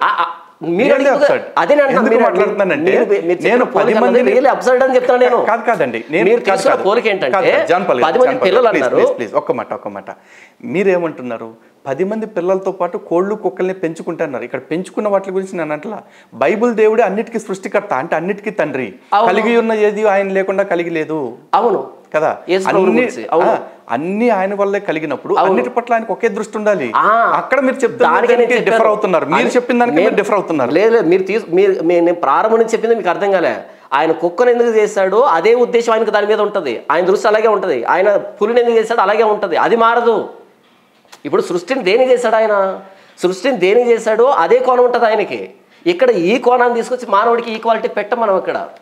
అది మీరు సమానత్వం అని పేరు పెట్టి కన్ఫ్యూజ్ అవుతున్నారు. అలా కాదు. మానవుడి మీద ఆయనకి ఏ దృష్టి ఉందో జంతువుల మీద ఆయన దేనికి చేశాడో అదే దృష్టి ఉంది. దేనికి చేశారు? అన్నిటి మనుషులు తినడానికి తప్ప వేరే మనుషులు తినడానికి చేసినట్టు లెక్కన ఆబ్వియస్గా మనుషులు తినడానికి అనుకున్నప్పుడు అన్ని రకాల జంతువులను తయారు చేసి వాటికి ఎమోషన్స్ పెట్టి, వాటికి పునరుత్పత్తి పెట్టి, వాటికి రక్తం పెట్టి, వాటికి ప్రాణం పెట్టి, నొప్పి పెట్టి ఆత్మ పెట్టలేదు కదా. ఆత్మ పెట్టలేదు కదా. మీరు బైబుల్ బేస్ గా మాట్లాడుతున్నారు. ఇక్కడ ఆత్మ ఉందా లేదా సెకండరీ. నేను ఇందాకే చెప్పా, ఇప్పుడు ఆత్మ లేనంత మాత్రాన దానికి నొప్పి తెలియట్లేదా? ఆత్మ లేనంత మాత్రాన అది బిడ్డల్ని కనట్లేదా? ఆ కన్న బిడ్డల పట్ల అది మమకారం చూపించట్లేదా? కొంతకాలం తర్వాత దాని దృష్టి మారిపోవచ్చు జంతు నియమాన్ని బట్టి. ఇమోరల్ అనుకోండి, ఏదో వాటెవర్. కానీ ఆ జంతువులకు నొప్పి తెలుస్తుంది, బాధ తెలుస్తుంది, వాటికి ఆనందం తెలుస్తుంది, వాటికి కూడా మనం ప్యాంపర్ చేస్తుంటే ఆ ఫీల్ తెలుస్తుంది. ఆత్మ లేకుండా అవన్నీ అక్కడి నుంచి తెలుస్తుంది. ఉదయాన్నే స్నానం చేశారు మీరు? నేను చేశా. బ్రష్ చేశారా? చేశా. మరి బ్రష్ చేసినప్పుడు సూక్ష్మజీవులు చచ్చిపోయాయి కదా. మరి ఆ కాల్షియంకి నోట్లో ఉన్నటువంటి సూక్ష్మజీవులు చచ్చిపోయాయి కదా. Don't you think this is really relevant or upset? No, it is perfect question brother. You have to answer yourself. ఏంటంటే వాటికి నొప్పి ఉంది, వాటికి అది ఉంది అన్నప్పుడు మన చర్మం సూక్ష్మజీవులు కూడా నొప్పి ఉంది, వాటికి కూడా ప్రాణం పోతుంది. అవి కనబడలేదు కాబట్టి ప్రాణాలు కదా. దానికి నేను రీజనింగ్ చెప్తాను. చెప్పండి. ఈ రోజున నేను నడుస్తుంటే నాకు తెలియకుండా కొన్ని జీవాలు చనిపోతా ఉంటాయి. అవును, సూక్ష్మక్రిములు. అవును. నేను ఊపిరి పీల్చి వదులుతుంటే దాని వల్ల కొన్ని సూక్ష్మక్రిములు చనిపోవచ్చు. అవును. నేను నిద్రపోతుంటే కూడా నా వల్ల చనిపోవచ్చు. అవును. అవన్నీ నేను ఇంటెన్షనల్ గా చేయట్లా. బట్ ఇక్కడ ఇన్ని చచ్చిపోతుంటే నాకేంటి, కొన్ని నేను వీటిని కూడా తింటాను అని చెప్పేసి రెక్లెస్ గా దాని ప్రాణం కోసి దాన్ని చంపి దాన్ని ముక్కలు కొట్టుకుని నేను తినాలి అనే ఆలోచన నాకు రావడానికి కారణం ఏంటి? ఇప్పుడు ఈ జీవరాశులన్నింటినీ కాదు ఈ క్రిములన్నింటినీ చచ్చిపోతున్నాయి అంటే అన్ఇంటెన్షనల్. నా ఇంటెన్షనల్ కార్ వేసుకొని అన్ఇంటెన్షనల్ గా ఒక 10 మంది తొక్కించుకోపోతారు. అన్ఇంటెన్షనల్ గా నిద్ర మొత్తం తొక్కించుకోపోతారు. ఇప్పుడు పోలీసు వాళ్ళు ఆగినప్పుడు అన్ఇంటెన్షనల్ గా నిద్ర మొత్తం తొక్కించానని అంటే సరిపోద్దా? There you are. అదే మాట అడుగుతున్నా. అదే నేను అడుగుతున్నా. దీనికి ఇంటెన్షనల్ అన్ఇంటెన్షనల్ కాదు ఇక్కడ. అది ప్రాణమా కాదా అన్నదే ప్రశ్న. అదే ప్రాణమే. ఈ సూక్ష్మ క్రిములు చనిపోయిన దానికి కూడా నా వల్ల చనిపోయినాయి కాబట్టి చెప్తున్నా సార్. వీటిలో చనిపోయినాయి కాబట్టి వాటి వల్ల కూడా నాకు పాపం వస్తుంది. అందుకే మేము బైబిల్ చెప్పలేదు అలా. కాదు చెప్తున్నాను. బైబిల్ నరహత్య చేయొద్దని నన్ను అడిగారు కాబట్టి చెప్తున్నాను. అదే చెప్తున్నా. బైబిల్ నరహత్య మాత్రమే చేయొద్దని చెప్పింది. ఇందాక ఆ టాపిక్ చెప్పా. అందుకే జంతువుల్ని హత్య చేసుకుని తినేయొచ్చు అని చెప్పేసి రైట్ ఇచ్చేసారు. జంతువుల హత్య అన్నదాన్ని ఎందుకంటే చంపడం అంటారు. అయ్యో లేదండి, హత్య అన్నదాన్ని జంతువు వధ నరహత్య చేయకూడదు. కాదు, జంతువుకి నొప్పి తెలుస్తున్నప్పుడు దానికి నొప్పి కలిగేలాగా మనం చంపుతున్నాము అంటే మనిషి జంతువు ఒకటే అని మీరు అనుకుంటే కనుక మీరు హత్య అని పేరు పెట్టండి. బైబిల్ ఏం చెప్పిందంటే సృష్టి మానవుడు ఒకటి కాదు, మానవుడు సృష్టి కంటే అది కూడా అని చెప్పింది. దేవుడి దృష్టిలో వీళ్ళు సమానం కాదు అన్ని అని చెప్పి కంక్లూజన్ ఇచ్చేసేయండి. ఇప్పుడు సమానత్వం అనే మీరు పెట్టేటువంటి పదాన్ని బైబిల్ కి నేను ఆపాదించట్లేదు ఇక్కడ. ఎందుకు చర్చ ప్రారంభించబైబిల్లో ఆ సమానం అసలు ఆపాదించకూడదు అనుకున్నప్పుడు ఈ చర్చ ప్రారంభించకూడదు. ఎందుకంటే ఈ చర్చ మనకు టైటిల్ మీకు సరి చేయడానికి జాన్ పాల్ గారు మనం మాట్లాడుకోవాల్సిన అంశం ఏంటి అని మీరు అడిగినప్పుడు నేను ఒకటే చెప్పా, బైబిల్ దేవుడు సమానత్వం అన్నా. అంటే ఏంటండి అన్నారు. అంటే బైబిల్ దేవుడికి వివిధ అంశాల పట్ల సృష్టిలో వివిధ అంశాల పట్ల ఉండే దృక్కోణం ఎట్లా ఉంటుంది తెలుసుకుందామండి అన్న. అందులో సృష్టిలో జంతువులకి మనుషులకి మధ్య ఉన్న వ్యత్యాసంలో ఆయన దృష్టి సమంగా ఉందా లేదా? లేదు. లేదు, క్లియర్. సృష్టిలో మనుషులు ఎక్స్ట్రా క్వాలిఫైడ్, హైయర్ క్రియేషన్. ఈ రిమైనింగ్ సృష్టి అన్నది లోవర్ క్రియేషన్. సో కంక్లూజన్ వచ్చేసింది అంతే. అంటే ఈ బైబిల్ దేవుడి ప్రకారము మనుషులు మాత్రమే స్పెషల్, మిగతా జంతువులకి మనుషులతో సమానమైన హక్కు లేదు. సమానమైన హక్కు లేదు. వాటిని మనుషులు కోసుకు తినొచ్చు. ఆయనే చెప్పాడు తినమని. ఓకే, అంతే. సో ఇది ఎట్లా ఉంటుందంటే నేను అనేది ఇది హ్యుమానిటీకి విరుద్ధం అని చెప్పేసి అంటాను. అప్పుడు మీరు స్నానం చేయకూడదు. ఏది మీరు నేను చెప్తున్నా కదా, అంటే మీరు నా అవసరాల కోసం నేను చర్మం మీద ఉన్నటువంటి క్రిములు చచ్చిపోతాయని తెలియక ముందు స్నానం చేస్తే అన్ఇంటెన్షనల్ కాదు. ఇంత మీకు తెలిసి కూడా ఇప్పుడు మాట్లాడుకున్నాం కదా, ఇప్పుడు తెలిసి కూడా మరలా స్నానం చేసేటప్పుడు ఆ క్రిముల్ని నేను స్నానం చేసేటప్పుడు కడుక్కోకపోతే, నేను నా శరీరాన్ని శుభ్రం చేసుకోకపోతే కొంతకాలానికి ఆ క్రిముల కారణంగా నా శరీరం పడిపోయే అవకాశం ఉంది కాబట్టి నన్ను నేను రక్షించుకోవడం కోసం చేస్తున్నా. అంటే మరి ఇక్కడ జంతువులు అదే చెప్తున్నా, అన్ఇంటెన్షనల్ గా కూడా చంపకూడదు. కానీ నేను తెలిసే పాపం చేస్తున్నాను, ఎందుకంటే నేను బతకటం అనేది అక్కడ స్ట్రగుల్ ఫర్ ఎగ్జిస్టెన్స్ అని చెప్పి చెప్పుకుంటా. కానీ ఆ జంతువు తినకపోయినా నేను బతుకుతా. కానీ దాన్ని చంపి దాని రక్తం మొత్తం బయటకు వదిలేసి దాన్ని మాంసం ముక్కలుగా కొట్టుకుని తినాల్సిన అవసరం నాకేంటి? అది భగవంతుడు చెప్పాల్సిన అవసరం. మీరు జంతువుని తింటలేదు, వెరీ గుడ్, మంచిది. మరి ఇంకేం తింటున్నారు? నేనేం తింటాను వదిలేండి. అలా కాదు, నేను అనేది మనిషి ఒకటి ప్లాంట్ సోర్స్ అయినా ఫుడ్ గా తీసుకోవాలి, యానిమల్ సోర్స్ ని ఫుడ్ గా తీసుకోవాలి. ఒక క్రక్స్ ఆఫ్ ద పాయింట్ ఏంటంటే నేను చెప్తున్నది, ఇది దేవుడు ఎందుకు చెప్పి చేయించాడు? మనుషులు చేస్తున్నారు అంటే లెట్ ఇట్ బి. మనుషులు తప్పులే చేస్తారండి. మనుషులు తప్పులు మాత్రమే చేయబట్టి ఓజోన్ లేచిపోతుంది, సముద్రాలు ఇంకిపోతున్నాయి, ఎడారులన్నీ పుట్టుకొస్తున్నాయి, పంటలు నాశనం అయిపోతున్నాయి, వర్షాలు పడట్లేదు, క్లైమేటిక్ కండిషన్స్ అన్ని మారిపోతున్నాయి. మనుషులు ఎద్దవలు, మనుషులు తప్పులే చేస్తారు. అవును, ఈ మనుషుల్ని ఇలా తప్పు చేయి, పర్లేదు, సంపుకు తిను అని చెప్పేసి రైట్ ఇచ్చింది ఎవరు? ఒకటి ఆహారం తినేదాన్ని తప్పు అని పేరు పెట్టారంటే నాకు నిజంగా అర్థం కావట్లేదు మీరు ఏ భావంతో మాట్లాడుతున్నారు. ఆహారం తినేదాన్ని తప్పు కాదు.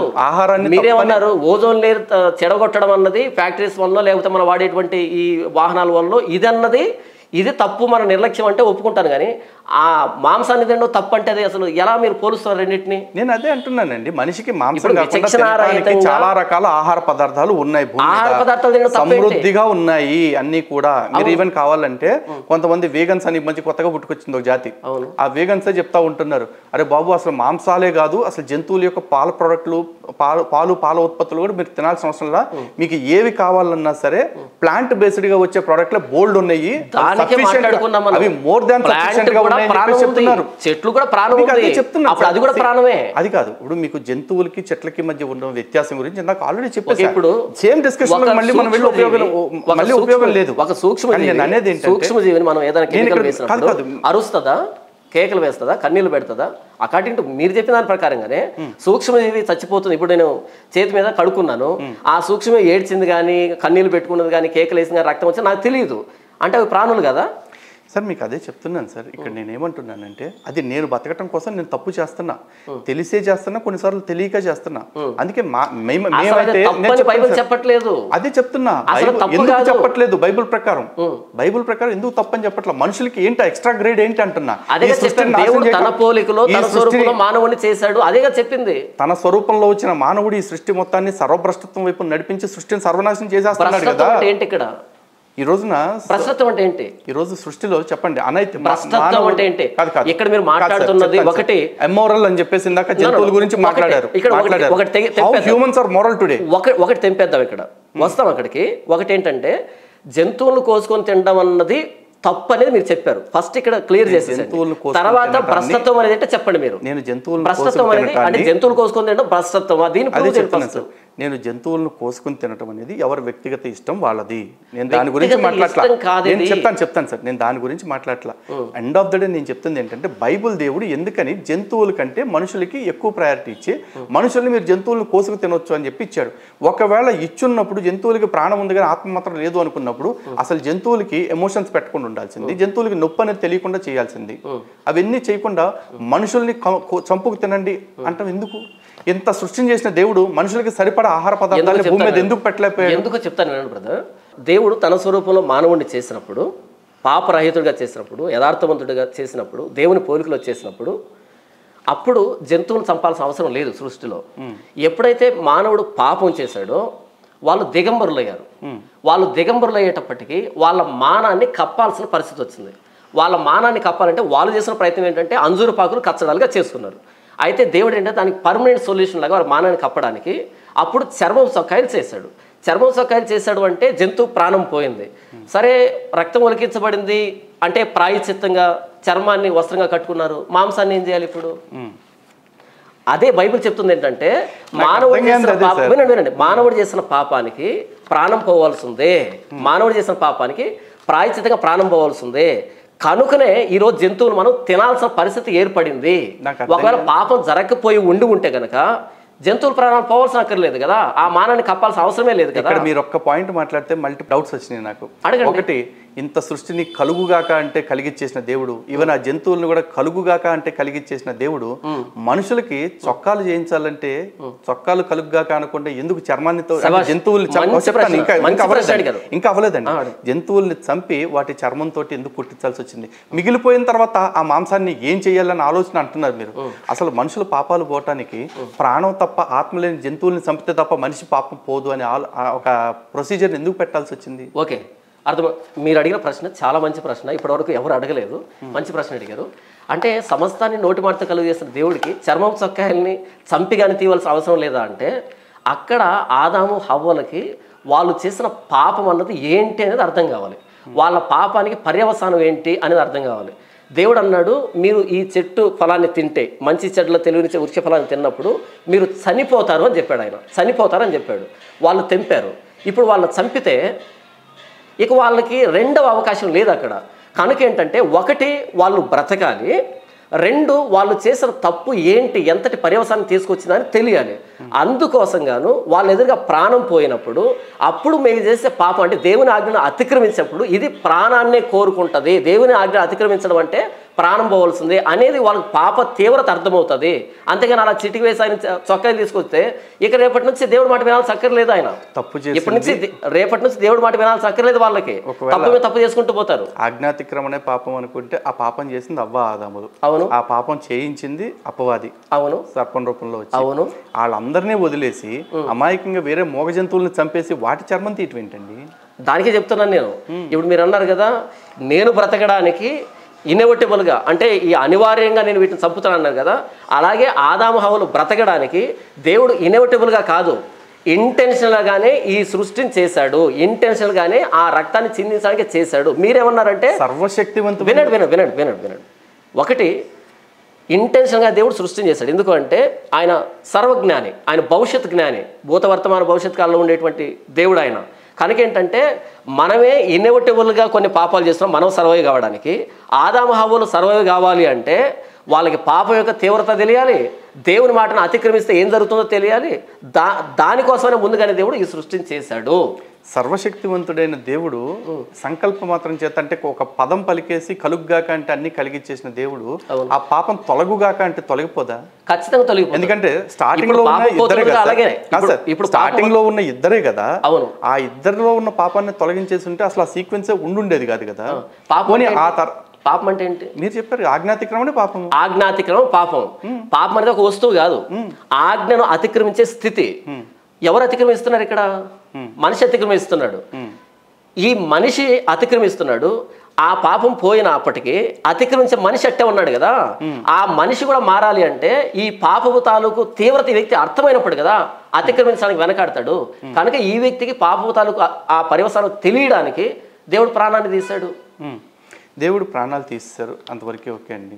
ఇప్పుడు ఆ పాపాన్ని తొలగించవచ్చు కదా అనేది నా ప్రైమరీ క్వశ్చన్. ఇప్పుడు పాపం పోతుంది, అలాగే ఎలా పోతుంది? ఇప్పుడు ప్రభువైన యేసుక్రీస్తు దగ్గరికి వచ్చి మన పాపాలు ఒప్పుకొని పశ్చాత్తాపంతో బాప్తిసం తీసుకుంటే ప్రభువైన యేసుక్రీస్తు మన పాపాలు తీసివేస్తున్నాడు. నిబంధన సృష్టి ఆరంభించిన రోజుకి యేసుక్రీస్తు గారు పుట్టే రోజుకి సుమారు ఒక 3500 సంవత్సరాలు గ్యాప్ ఉంది. ఓకే, ఈ 3500 సంవత్సరాలు అలా ఎన్ని ప్రాణాలు చంపుంటారు పాపాల నిమిత్తం అని చెప్పేసి? జంతువులు చంపితే పాపం అని బైబిల్ చెప్పలేదే. బైబిల్ చెప్పలేదు కాబట్టి జంతువులు నిన్నేటిలో చంపేసుకోవచ్చు అంటారా? మరి అంతే కదా, జంతువులను చంపుతున్నాం కాబట్టి ఇప్పుడు జంతువులు ఉన్నాయి. మరొకసారి చెప్తున్నాను, జంతువులు మానవుడు చంపుతున్నాడు కాబట్టి ఇప్పటికీ జంతువులు ఉన్నాయి. ఒకవేళ మానవుడు జంతువులను చంపలేదంటే జంతువులు ఎప్పుడు అంతరించిపోయి ఉండేవి. అలా ఉంది. ఇప్పుడు పులి మాంసం మాంసం అందరూ తినట్లేదు కాదు సార్, పులి మాంసం సింహం మాంసం అందరూ తినట్లేదు కదా, మరి పులులు సింహాల సంఖ్య ఎందుకని అపరిమితంగా పెరిగిపోలే? ఓకే, పులులు సింహాల సంఖ్య అపరిమితంగా ఏమన్నారు? మేకల్ని కోళ్ళని మనుషులు తింటున్నారు. ఇప్పటికీ కూడా ఇంకా కోట్ల మేకలు కోళ్ళు ఉన్నాయి. అవును, కానీ మనుషులు పులుల్ని సింహాలని తినట్లా. కానీ వాటి సంఖ్య కోట్లలో చేరలేదు కదా. మరి ఇంకా కోటలో చేరలేదు కదా. కోటలో చేరలే, మనుషులు తింటున్నారు కాబట్టి వాటి సంఖ్య కంట్రోల్లో ఉంది. అంటే మంచి ప్రశ్న. మనుషులు తినకపోయినా వాటి సంఖ్య కంట్రోల్లో ఉంది. మంచి ప్రశ్న అడిగారు, చాలా మంచి ప్రశ్న అడిగారు. దేవుడు ఈ జంతువులు చేసిన విధానం ఎలా చేశాడు అంటే, మనం సిక్స్త్ క్లాస్ వెళ్దాం. మరలా ఫుడ్ చైన్ ఫుడ్ వెబ్లో ఉన్నాయి కదా, ప్రైమరీ, సెకండరీ, టెర్షియరీ ఇలా ఉన్నాయి కదా. ఇలా టాప్లో ఏది ఉందంటే కార్నివోర్ ఉంది కదా.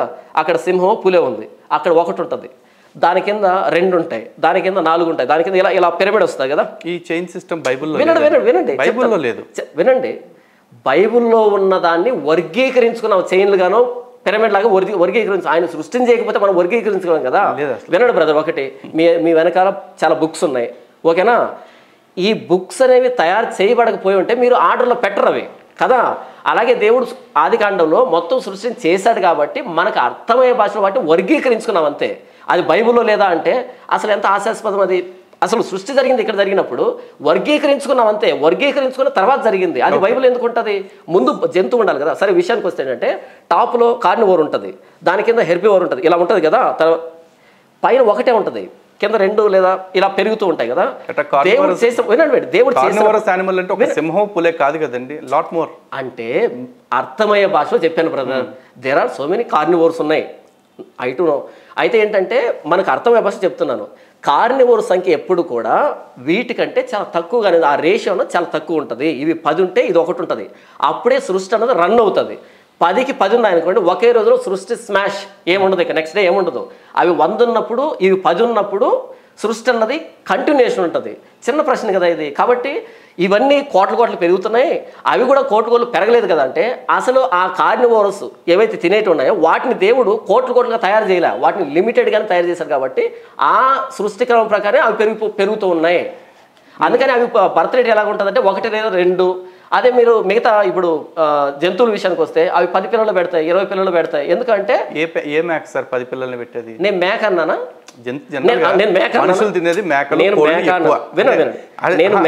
అంబేద్కర్ గారు చెప్పినట్టు మనుషులు కోళ్ళని మేకల్ని బలిస్తారు కానీ సింహాలని పుల్లల్ని బలివ్వరు కదా. దానికి దీనికి సంబంధం ఏంటి అసలు? అంటే మనం ఎక్కువగా తినేది కోడి ఎన్ని పిల్లలు పెడుతుంది, పాము ఎన్ని పిల్లలు చేస్తుంది? పాములు తినం కదా. ఏది పాములు మనం తినట్లేదు, కార్నివోర్ తింటుంది కదా. మనం తినే వాటి గురించి కార్నివోర్ గురించి తినే వాటి గురించి మనం మాట్లాడుతుంది ఏంటంటే, ఈ సృష్టిలో దేవుడు ఆ రేషియోని పెట్టాడు, ఆ రేషియో కొనసాగుతుంది. ఇప్పుడు ఈ పులులు సింహాలు తినట్లేదు కాబట్టే ఇప్పుడు మనం వాటిని జూలో చూస్తున్నాం వెళ్ళి, లేకపోతే అడవులో చూస్తుండే వాళ్ళం. ఇప్పుడు పులులు సింహాలు మనం ఎందుకు జూలో చూస్తున్నాం అంటే అవి కూడా మనం తినాల్సిన పరిస్థితి ఉంటే కనుక టైగర్ ఫార్మింగ్, లయన్ ఫార్మింగ్ చేసుకునే వాళ్ళం. అవి తినట్లేదు కాబట్టి ఈరోజు జూలో చూస్తున్నాం, రేపు స్లైడ్లో చూసుకోవాల్సి వస్తుంది. ఈ కోళ్ళని మేకలు తింటున్నాం కాబట్టి ఇప్పటికీ జూలో కాకుండా మన ఇంట్లోనే చూసుకుంటున్నాం. సో ఇప్పుడు కాబట్టి కాదు సార్, ఒకవేళ బైబిల్ దేవుడి ప్రకారము మీరు చెప్పిన మీ థియరీ ప్రకారమే చూసుకుంటే కోళ్ళని మేకల్ని మనం తింటున్నాం కాబట్టి అవి కంట్రోల్లో ఉన్నాయి, లేకపోతే వాటి పాపులేషన్ వాటి ఎగ్జిస్టెన్స్ లిమిటెడ్ లో ఉంది, లేకపోతే వాటి సంఖ్య పెరిగిపోయింది ఇబ్బడి ముబ్బడిగా అంటారు, అంతేనా? లిమిట్లో ఉందని నేను ఎప్పుడు చెప్పాను? సో ఇంకొకసారి ప్రిసైజ్గా చెప్పండి. కోళ్ళని మేకల్ని మనం తింటున్నాం కాబట్టి వాటిని ఫార్మింగ్ చేస్తున్నాం, పెంచుతున్నాం. సో ఏంటంటే అవి ఇప్పటికీ కొనసాగుతూ ఉన్నాయి. ఓకేనా? మనం ఈ కార్నివోరస్ యానిమల్స్ ఏవైతే ఉన్నాయో వాటిని తినటం లేదు కాబట్టి అవి అంతరించిపోయాయి, లేకపోతే వాటి కూడా ఫార్మింగ్ ఉండేది. ఓకే, నేను ఏం చెప్పాను ఇక్కడ అంటే చంపడం అన్నది అనివార్యం ఈ సృష్టి రన్ కావడానికి అనేది చెప్పాను. ఎలా, ఎందుకు అనివార్యం? ఏది ఎందుకు అనివార్యం చంపటం అనేది? మనం చంపటం అనే ఒక అవసరం ఉంది కాబట్టి వాటిని పెంచుతున్నాం అంటున్నారా? అదే నేను చెప్తున్నాను. అటు రిలీజియస్గా అయితే, అంటే అకార్డింగ్ టు బైబిల్ ఏంటంటే రిలీజియస్గా అంటే ఈ ఆధ్యాత్మికంగా అయితే మన పాపానికి ప్రాయశ్చిత్తంగా కావాలి, ఇవి పాపానికి ప్రాయశ్చిత్తంగా కావాలి. ఎందుకంటే రక్తం చిందించబడడం అనేది ప్రాణం పోవడం కనుక పాపం మన పాపం పూర్తి చేయనివ్వండి. ఒకటి టచ్ చేస్తారు, మధ్యలో బ్రేక్ వేస్తారు, ఏది తెగట్లేదు. చెప్పండి. ఇక్కడ ప్రాణం పోయినప్పుడు నా పాప తీవ్రత నాకు అర్థమవుతుంది. ఇది రిలీజియస్ సిగ్నిఫికెన్స్. నెక్స్ట్ ఈ బయోలాజికల్ సిగ్నిఫికెన్స్ ఏంటంటే మనం సర్వైలెన్స్ ఏంటంటే దీన్ని తింటే కానీ మన బాడీ రన్ అవ్వదు, మన బాడీకి కావాల్సినటువంటి ఈ న్యూట్రియంట్స్ కానీ ఇవన్నీ కూడా రావు. ఇది బయోలాజికల్గా. రెండు సందర్భాల్లోనూ చంపడం అన్నది ఉంది కాబట్టే ఇప్పటికీ ఇవి బ్రతుకుతున్నాయి, మనము బ్రతుకుతున్నాం.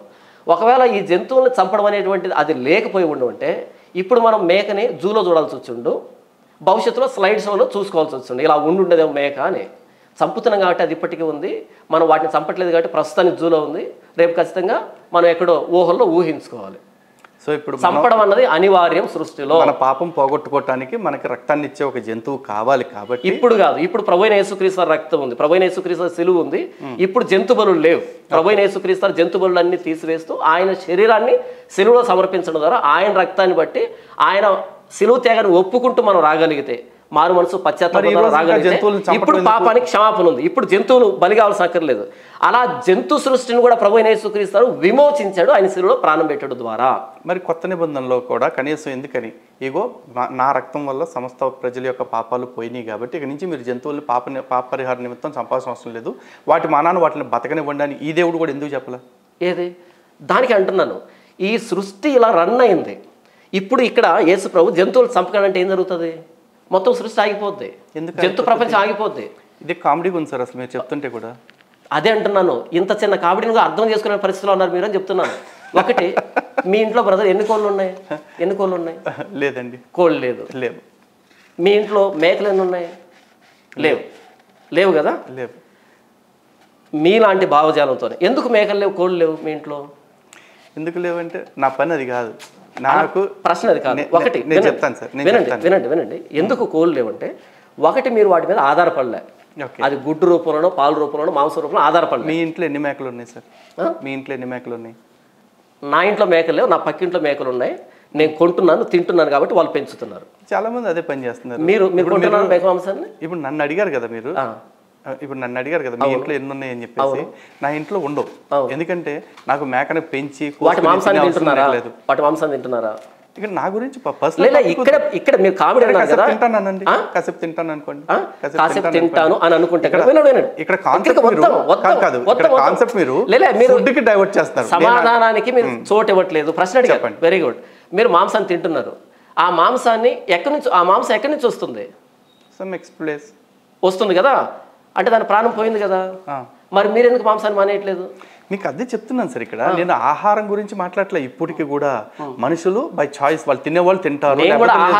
నేను మాట్లాడేదల్లా ఒకటే, కూడా మీరు ఫస్ట్ నుంచి కూడా ఏ కాన్సెప్ట్ లో క్రక్స్ ఏదైతే ఉందో దాన్ని వదిలేస్తున్నారు. నేను అంటుంది ఏంటి, బైబుల్ దేవుడు ఎందుకని ఈ అసమానత పెట్టాడు? మనుషుల్లో కెనబిల్స్ కూడా ఉన్నారు. సాటి మనుషుల్ని చంపుకు తినేవాళ్ళు కూడా ఉన్నారు కదా. మీరు ఎందుకు తినట్లేదు మరి? నేను తినట్లేదు, అది చెప్తున్నా. ఆ పేరు ప్రస్తావించినప్పుడు మరి మీరెందుకు తినట్లేదు? క్యానిబల్స్ ఉన్నారు కదా మనుషులు.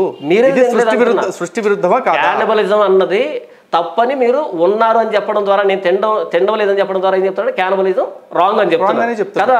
రాంగ్ అయిందని మనం ఎందుకు చూసుకుంటే వదిలిపెట్టేస్తాం. అలాగే మనిషిని పీక్కు తింటాం తప్పైనా, ఇప్పుడు మనిషి ఇంకో జంతువుని పీక్కు తింటాం కూడా తప్పే అని నేను అంటున్నాను. మీరు అనుకోవచ్చు అది బైబుల్ ప్రకారం కాకపోతే గనక మనిషికి ఎందుకు అంత స్పెషల్ క్వాలిటీ ఇచ్చాడు దేవుడు? ఫస్ట్ నుంచి ఇదే క్వశ్చన్ నేను అడుగుతుంది. నేను బైబుల్ దేవుడు నేను బైబుల్ దేవుడి యొక్క దృష్టి ఏంటి ఈ సృష్టి పట్ల సమానత్వం విషయంలో అని చెప్పి నేను అడుగుతుంటే మీరు తింటారా, మీరు తినకుండా ఉంటారా? ఇది అసలు ఆ మాట అడగలేదు. నేను ఏం చెప్పాను అంటే దేవుడు ఎందుకు వాటిని తినమని చెప్పాడు అంటే సృష్టి ధర్మం, అది దేవుడు అలా పెట్టాడు, ఆ జంతువుని అలా చేశాడని చెప్పాను నేను. మీరు తింటారని నేను దానికి అడగలేదు నేను ఇక్కడ. So end of the day మీరు చెప్పాలనుకుంది ఏంటంటే ఈ సృష్టిలో అసలు ప్రాణం పోవడం అన్నది అనివార్యమే. ప్రాణం ఎవరిదైనా పోతుంది ఈ సృష్టిలో. ప్రతి మనిషి కూడా బతకటానికి కాదు సార్, చెప్తాను వినండి. ఈ సృష్టిలో ప్రతి వాడు కూడా బతకటానికి రాలా, ప్రతి వాడు చచ్చిపోవటానికి వచ్చాడు. 50 ఏళ్ళకి పోతే 100 ఏళ్ళకి పోతాడు. Let me complete. ప్రతి వాడు చావటానికే వచ్చాడు, ఎవడో ఒకటి చచ్చిపోతాడు. ఈ సృష్టిలో కనిపించే ప్రతిదీ ఒకరోజు కనపడకుండా పోతుంది. ఇదే వేదాంతం. అలాంటి పరిస్థితుల్లో నేను అంటుంది ఏంటంటే దాని మానాన్ని దాన్ని బతకనివ్వండి, దాని మానాన్ని దాన్ని సావనివ్వండి. బతకదు మనం చంపకపోతే. ఎందుకు బతకదు? దాని మానాన్ని బతకదు కాబట్టి మనం చంపాలని చెప్తున్నాను. చెప్తున్నా వినండి, దానికే ఇస్తున్నాం, దాని దగ్గరికి వస్తున్నాం బ్రదర్. ఇప్పుడు ఒక మేకని మనం తినడానికి చంపుతున్నాం కాబట్టి మేకని ఇప్పుడు ఫార్మింగ్ చేసుకున్నాం, ఇప్పటిదాకా ఉంది అది.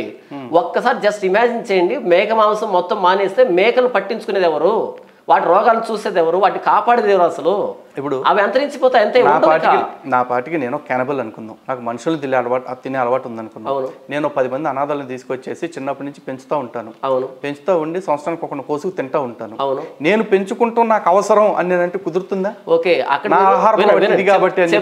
చెప్తాను వినండి. మీరు రోజుకి ఒకరిని అన్నారా? సంవత్సరానికి ఒకరు అన్నారు కదా. సంవత్సరానికి ఒకరిని కాదు, వాడిని కోసిన నెక్స్ట్ మినిటే మీ మీద కేసు ఫైల్ అవుతుంది. అవ్వకుండా నేను మేనేజ్ చేసుకుంటాను. అంత సీన్ లేదు ఇక్కడ. ఎందుకంటే ఇప్పుడు నేను అంటుంది ఇక్కడ ఎవరో తిన్నారు కదా, ఎవరో తింటూ లీగాలిటీ ఇష్యూ కాదు ఇక్కడ. నేను ఇక్కడ స్పిరిచువల్ టర్మ్స్ లో మాట్లాడుతున్నాను. స్పిరిచువల్ టర్మ్స్ లో మాట్లాడుతుంటే మీరు ఏమన్నారు? వాటిల్ని మనం పెంచుతాము, అది మనం కోసుకునే అవసరం ఉన్నప్పుడే మనం వాటిని పెంచుతాము అంటున్నారు. అవును. ఇప్పుడు నాకు అది మన నైతికతలోనే లేదు. ఎందుకు? అదే మీకు అక్కడ నైతికత ఇవన్నీ విడిచిపెట్టండి. నా అలవాటు గురించి మాట్లాడుతున్నా. మానవుడి నుంచి నైతికతను పక్కకు తీస్తే ఇక చర్చే లేదు ఇక్కడ. మానవుడు గొప్పతనమే లేదు ఇక్కడ. మానవుడి నైతికత మనిషి విషయంలోనే ఎందుకుంది, సాటి ప్రాణి విషయంలో ఎందుకు లేదు? ఇదే తన స్వరూపంలో చేశాడు కాబట్టి మానవుడిని. అదే నేను చెప్తున్నా. దేవుడు తన స్వరూపంలో చేసినప్పుడు వీడు కూడా దేవుడిలాగా బతకాలి కదా. అదే చెప్పబడింది. దేవుడికి లాగా బతకకుండా సాటి ప్రాణుల్ని హింసించుకుంటూ బతకడం ఏంటి? దేవుడిలాగా బ్రతకమనే, దేవుని ప్రతినిధిగా బ్రతకమని, ఆయన స్వరూపంలో బ్రతకమని దేవుడు చేశాడు. అయితే పాపం చేసిన తర్వాత భ్రష్టత్వానికి దిగజారిపోయాడు. దానికే కదా ప్రభువైన యేసుక్రీస్తు రావాల్సి వచ్చింది. మనిషి పాపం చేశాడు అనుకున్నప్పుడు, భూమి మీద పాపం పెరిగిపోయింది అనుకున్నప్పుడు జలప్రళయం సృష్టించి మొత్తం అందరినీ లేపేశారు, అందరినీ తీసేశారు. అవును. ఒక బాగా నీతిమంతులుగా ఎంచబడ్డ ఒక కుటుంబాన్ని ఉంచారు. అవును. మరి అక్కడి నుంచి మళ్ళీ పాపాన్ని ఎందుకు పుట్టించారు? అందరినీ ఫ్రెష్ గా మళ్ళీ ఇక్కడి నుంచి పాపాన్ని పుట్టించలేదు దేవుడు. పాపం అన్నది వస్తువు కాదు, అది పాపం అన్నది దేవుని మాటను అతిక్రమించేటువంటి స్థితి. అయిపోయింది కదా, మొదటి సృష్టిలో అయిపోయింది. వాళ్ళు పోయారు కదా, ఆయన మనిషి అన్నప్పుడు పాపం చేసేటువంటి స్థితి ఆయనలో ఉందా లేదా? చేశారు లేదా? ద్రాక్ష తోట వేసి దిగంబడిగా పడిపోయి ఉన్నాయి కదా. షేము హాము యాఫెతులు ఉన్నారు కదా. అందులో షేము వరుసలో నుంచి కదా మిగిలినటువంటి నీతిమంతులు వచ్చింది. ఈ హాము గాని యాఫెతు గాని వీళ్ళు ఎలాంటి వాళ్ళు తెలుసు కదా. కాబట్టి మానవుడు ఉన్నాడు అంటే, మానవుడికి స్వేచ్ఛ ఉంది అంటే ఖచ్చితంగా ఆజ్ఞను అతిక్రమిస్తాడు. కాబట్టి మానవులను చంపడం పాపానికి పరిష్కారం కాదు. మానవుల్లో పాపం చేసేటువంటి ఆ స్థితిని తీసివేయడం దేవుని ప్రణాళిక. అందుకే ప్రభువైన యేసుక్రీస్తు రావాల్సి వచ్చింది. నీవు చేసిన పాపాన్ని నేను సిలువ ప్రాణం పెట్టానని ఆయన సిలువకు ఎక్కాల్సి వచ్చింది. కనుక ఆయన నా కోసం బలి అయ్యాడు కాబట్టి నేను దేవుని ఆజ్ఞను అతిక్రమించకూడదు అనేటువంటి స్థితిలోకి నేను వచ్చాను. ఇప్పుడు యేసుక్రీస్తు వారు పాపాల నిమిత్తం బలి అయ్యారని చెప్పేసి చెప్తున్నారు. అవును. ఎవరి పాపాల నిమిత్తం? మీ పాపాలు, నా పాపాలు, ఈ లోక పాపాలను దేవుడు చేయబోయే పాపాలా, చేసిన పాపాలు, చేస్తున్న పాపాలు, చేయబోయే పాపాలు దేవుడు లోకమును ఎంతో ప్రేమించను కాగా తన అద్వితీయ కుమారునిగా పుట్టిన వానిందు విశ్వాసముంచు ప్రతివాడు నశింపక నిత్యజీవం పొందినట్లు ఆయనను అనుగ్రహించెను. మీ పాపాలు, నా పాపాలు. అయితే నేను ప్రభువైన యేసుక్రీస్తును ఒప్పుకున్నాను సొంత రక్షకుడుగా, నా పాపాలు క్షమించబడ్డాయని నమ్ముతున్నాను. మీరు ఒప్పుకోలేదు కాబట్టి మీరు ఇంకా శిక్షలోనే ఉన్నారు అకార్డింగ్ టు బైబుల్. నేను ఒప్పుకుంటా, ఇప్పుడు కాదు ఇంకొక సంవత్సరంలో పోతాననగా అప్పుడు ఒప్పుకోండి. అంతకాలం నేను అన్ని పాపాలు చేస్తా. అన్ని పాపాలు చేసి మీరు ఒప్పుకునే స్థితికి రారు, కఠినపరచబడతారు.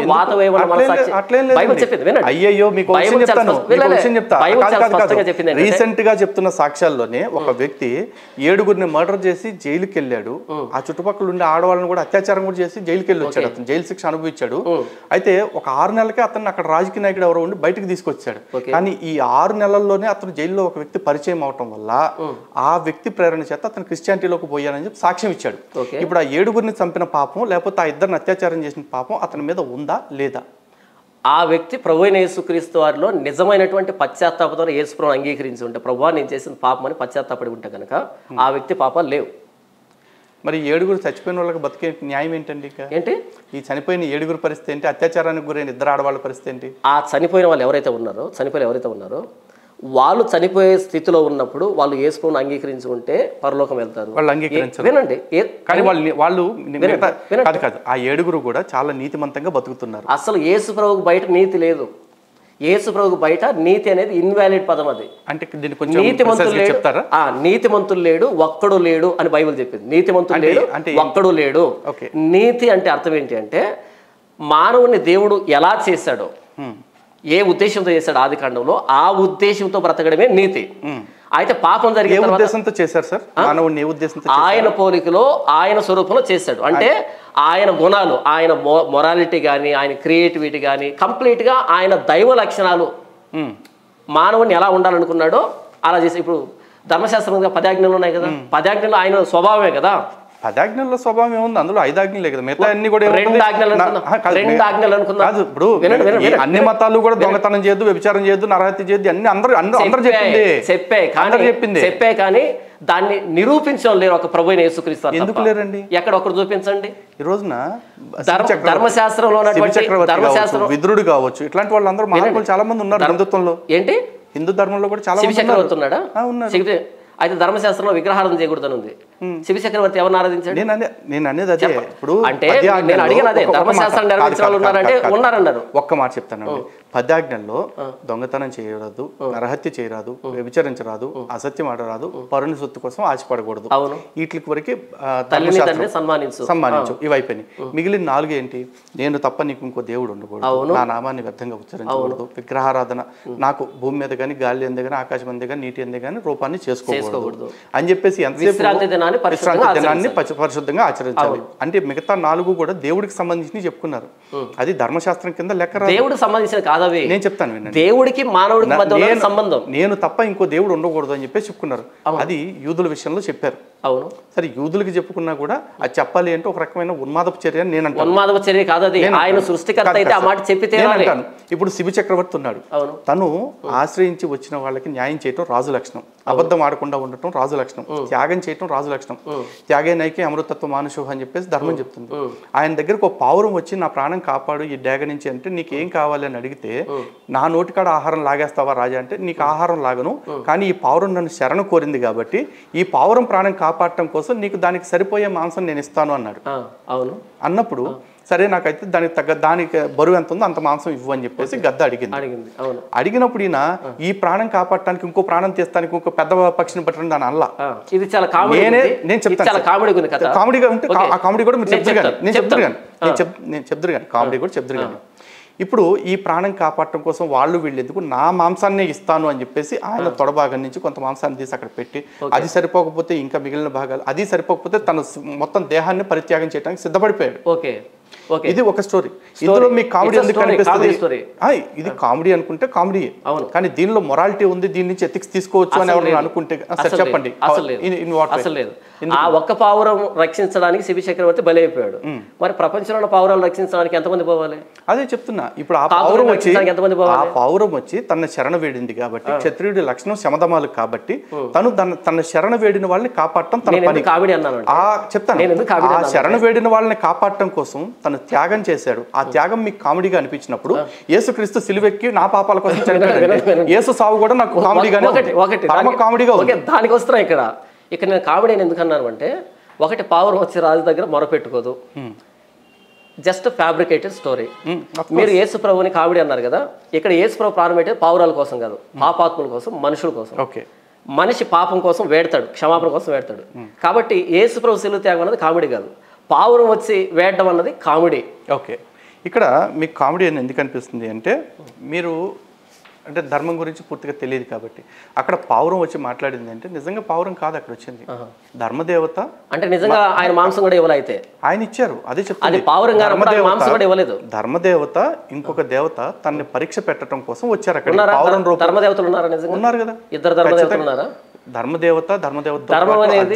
ధర్మం అనేది అది దేవత లేకపోతే అదొక లక్షణమా? ధర్మదేవత ఉన్నారు మా గ్రంథాల ప్రకారం. మీ గ్రంథాల ప్రకారం అంటే ధర్మాన్ని ఆచరింపచేసే దేవత. మీ గ్రంథాల ప్రకారం ఎవరున్నారు కాదు నా ప్రశ్న. ఇక్కడ ఎసెన్స్ ఇక్కడ ధర్మదేవత ఉన్నారా లేదా, దేవత అందులో ఇద్దరు ధర్మదేవతలు ఉన్నారా అన్నది నా ప్రశ్న. నేను అదే చెప్తున్నా.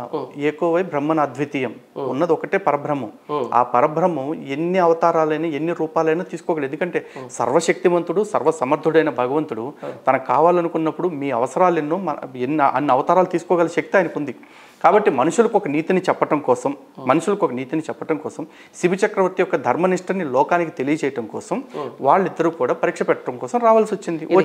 హిస్టారికల్ ఈవెంట్ ఇది పురాణాల్లో ఉంది అంటే మేము దాన్ని హిస్టరీ కింద అనుకుంటాం. పురాణం అంటే మిత్ కదా. పురాణం అంటే మిత్ అని ఎవరన్నారు? పురాణం ఇస్ ఎపిక్. పురాణాన్ని ఏమంటారు ఇంగ్లీష్? పురాణం అంటే ఎపిక్. పురాణాన్ని మైథాలజీ అని ఇంగ్లీష్లో పేరు పెట్టుకుంటే అది ఇంగ్లీష్ వాడి కర్మ, నా తప్పు కాదు. మైథాలజీ అని మాట్లాడాలనుకుంటే Bible is also a myth. Bible is absolutely myth. Okay, మిత్కి ఫ్యాక్ట్కి తేడా చెప్పండి. మీరు చెప్పండి. మీరే కదా. ఫ్యాక్ట్కి ఎవిడెన్సెస్ ఉంటాయి, మిత్కి ఎవిడెన్సెస్ ఉండవు. ఓకే, బైబిల్లో ఈ సృష్టి క్రమానికి అంటే మొదటి రోజు భూమి ఆకాశాలు, 4వ రోజు సూర్యచంద్రుడు సృష్టించిన దానికి ఏ రకమైన ఫ్యాక్ట్ ఉందో మీరు చెప్పండి. ఆకాశం భూమే కదా. ఆకాశం భూమి ఉంది, కానీ దానికి సూర్యుడు 4వ రోజున పుట్టాడు, ఆకాశం ముందు పుట్టిందంటానికి చెప్పండి. సూర్యుడు 4వ రోజు పుట్టాడు బైబిల్ ఎక్కడ ఉంది? 4వ రోజున సూర్యుని కలుగుగాక అంటే కలిగినట్టుంది. పెద్ద జ్యోతి, 2 పెద్ద జ్యోతుల్ని చేశారు, ఒకటి పెద్ద జ్యోతి ఒక చిన్న జ్యోతి చేశారు. ఆదికాండం చదవండి మీరు. 4వ రోజు ఏం జరిగింది చెప్పండి, మీరు రెఫరెన్స్ చెప్తే నేను చూస్తాను. ఆదికాండం మొదటి అధ్యాయంలోనే. ఆదికాండం మొదటి అధ్యాయం చూడండి, చెప్పండి. చదవండి. ఆదికాండం మొదటి అధ్యాయం చెప్పండి. 7వ వచనం చదివి వినిపిస్తాం చూడండి. 14వ వచనం. దేవుడు పగటిని రాత్రిని వేరుపరుచున్నట్లు ఆకాశ విశాలమందు జ్యోతులు కలుగునుగాక అనియు, అవి సూచనలను కాలములను దిన సంవత్సరములను సూచించుటకై ఉండునుగాక అనియు, భూమి మీద వెలుగించుటకు అవి ఆకాశ విశాలమందు జ్యోతులై ఉండునుగాక అనియు పలికెను. ఆ ప్రకారం ఆయన. ఇంతవరకు అయిపోయింది. తర్వాత దేవుడు ఆ 2 గొప్ప జ్యోతులను అనగా పగటిని ఏలుటకు పెద్ద జ్యోతిని, రాత్రిని ఏలుటకు చిన్న జ్యోతిని నక్షత్రమును చేసెను. Next line. తర్వాత భూమి మీద వెలుగిచ్చుటకు పగటిని రాత్రిని ఏలుటకును వెలుగును చీకటిని వేరుపరచుటకును దేవుడు ఆకాశ విశాలమందు వాటిని ఉంచెను. అది మంచిదని దేవుడు చూచెను. అస్తమయమును ఉదయమును కలుగుగా 4వ దినం ఆయను. వినండి, దానికే వస్తున్నా నేను. ఇక్కడ కలుగునుగాక అని అన్నాడు కదా, దీన్ని ఇంగ్లీష్లో నేను చదివి వినిపిస్తాను. ఓకే, కలుగునుగాక అన్నదాన్ని. అంటే చాలా సంవత్సరాలుగా బైబిల్ అపార్థం చేసుకోవడానికి వినండి, అక్కడ వస్తున్నా. ఇప్పుడు నేను చెప్తే కదా మీకు అపార్థం ఏంటో అర్థమవుతుంది. నేను చెప్పబో తెలియదు కదా. 14th verse కదా, కింగ్ జేమ్స్ వేలో చెప్తున్నాను. And God said, let there be lights in the firmament of the heaven to divide the day from the night, and let them be for signs and for seasons and for days and years. ఇక్కడ రాయబడింది ఏంటంటే let there be lights in the firmament అని ఉంది. ఇక్కడ మొదటి వచనం చదివిస్తాను.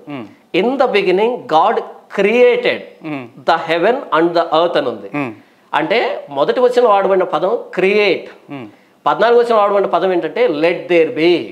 అంటే మొదట సృష్టిని చేశాడు ఆయన, క్రియేట్ చేశాడు. క్రియేట్ అంటే ఫ్రమ్ నథింగ్ టు సంథింగ్, లేని దగ్గర నుంచి చేశాడు, అది క్రియేషన్. అది 14వ వచనంలో he modified. Let there be అంటే మోడిఫైడ్. ఈ బల్బుని తయారు చేయడం వేరు, ఈ బల్బుని తెచ్చుకొని ఎక్కడ ఫిక్స్ చేసుకోవాలన్నది ఇలా సెట్ చేసుకోవడం వేరు.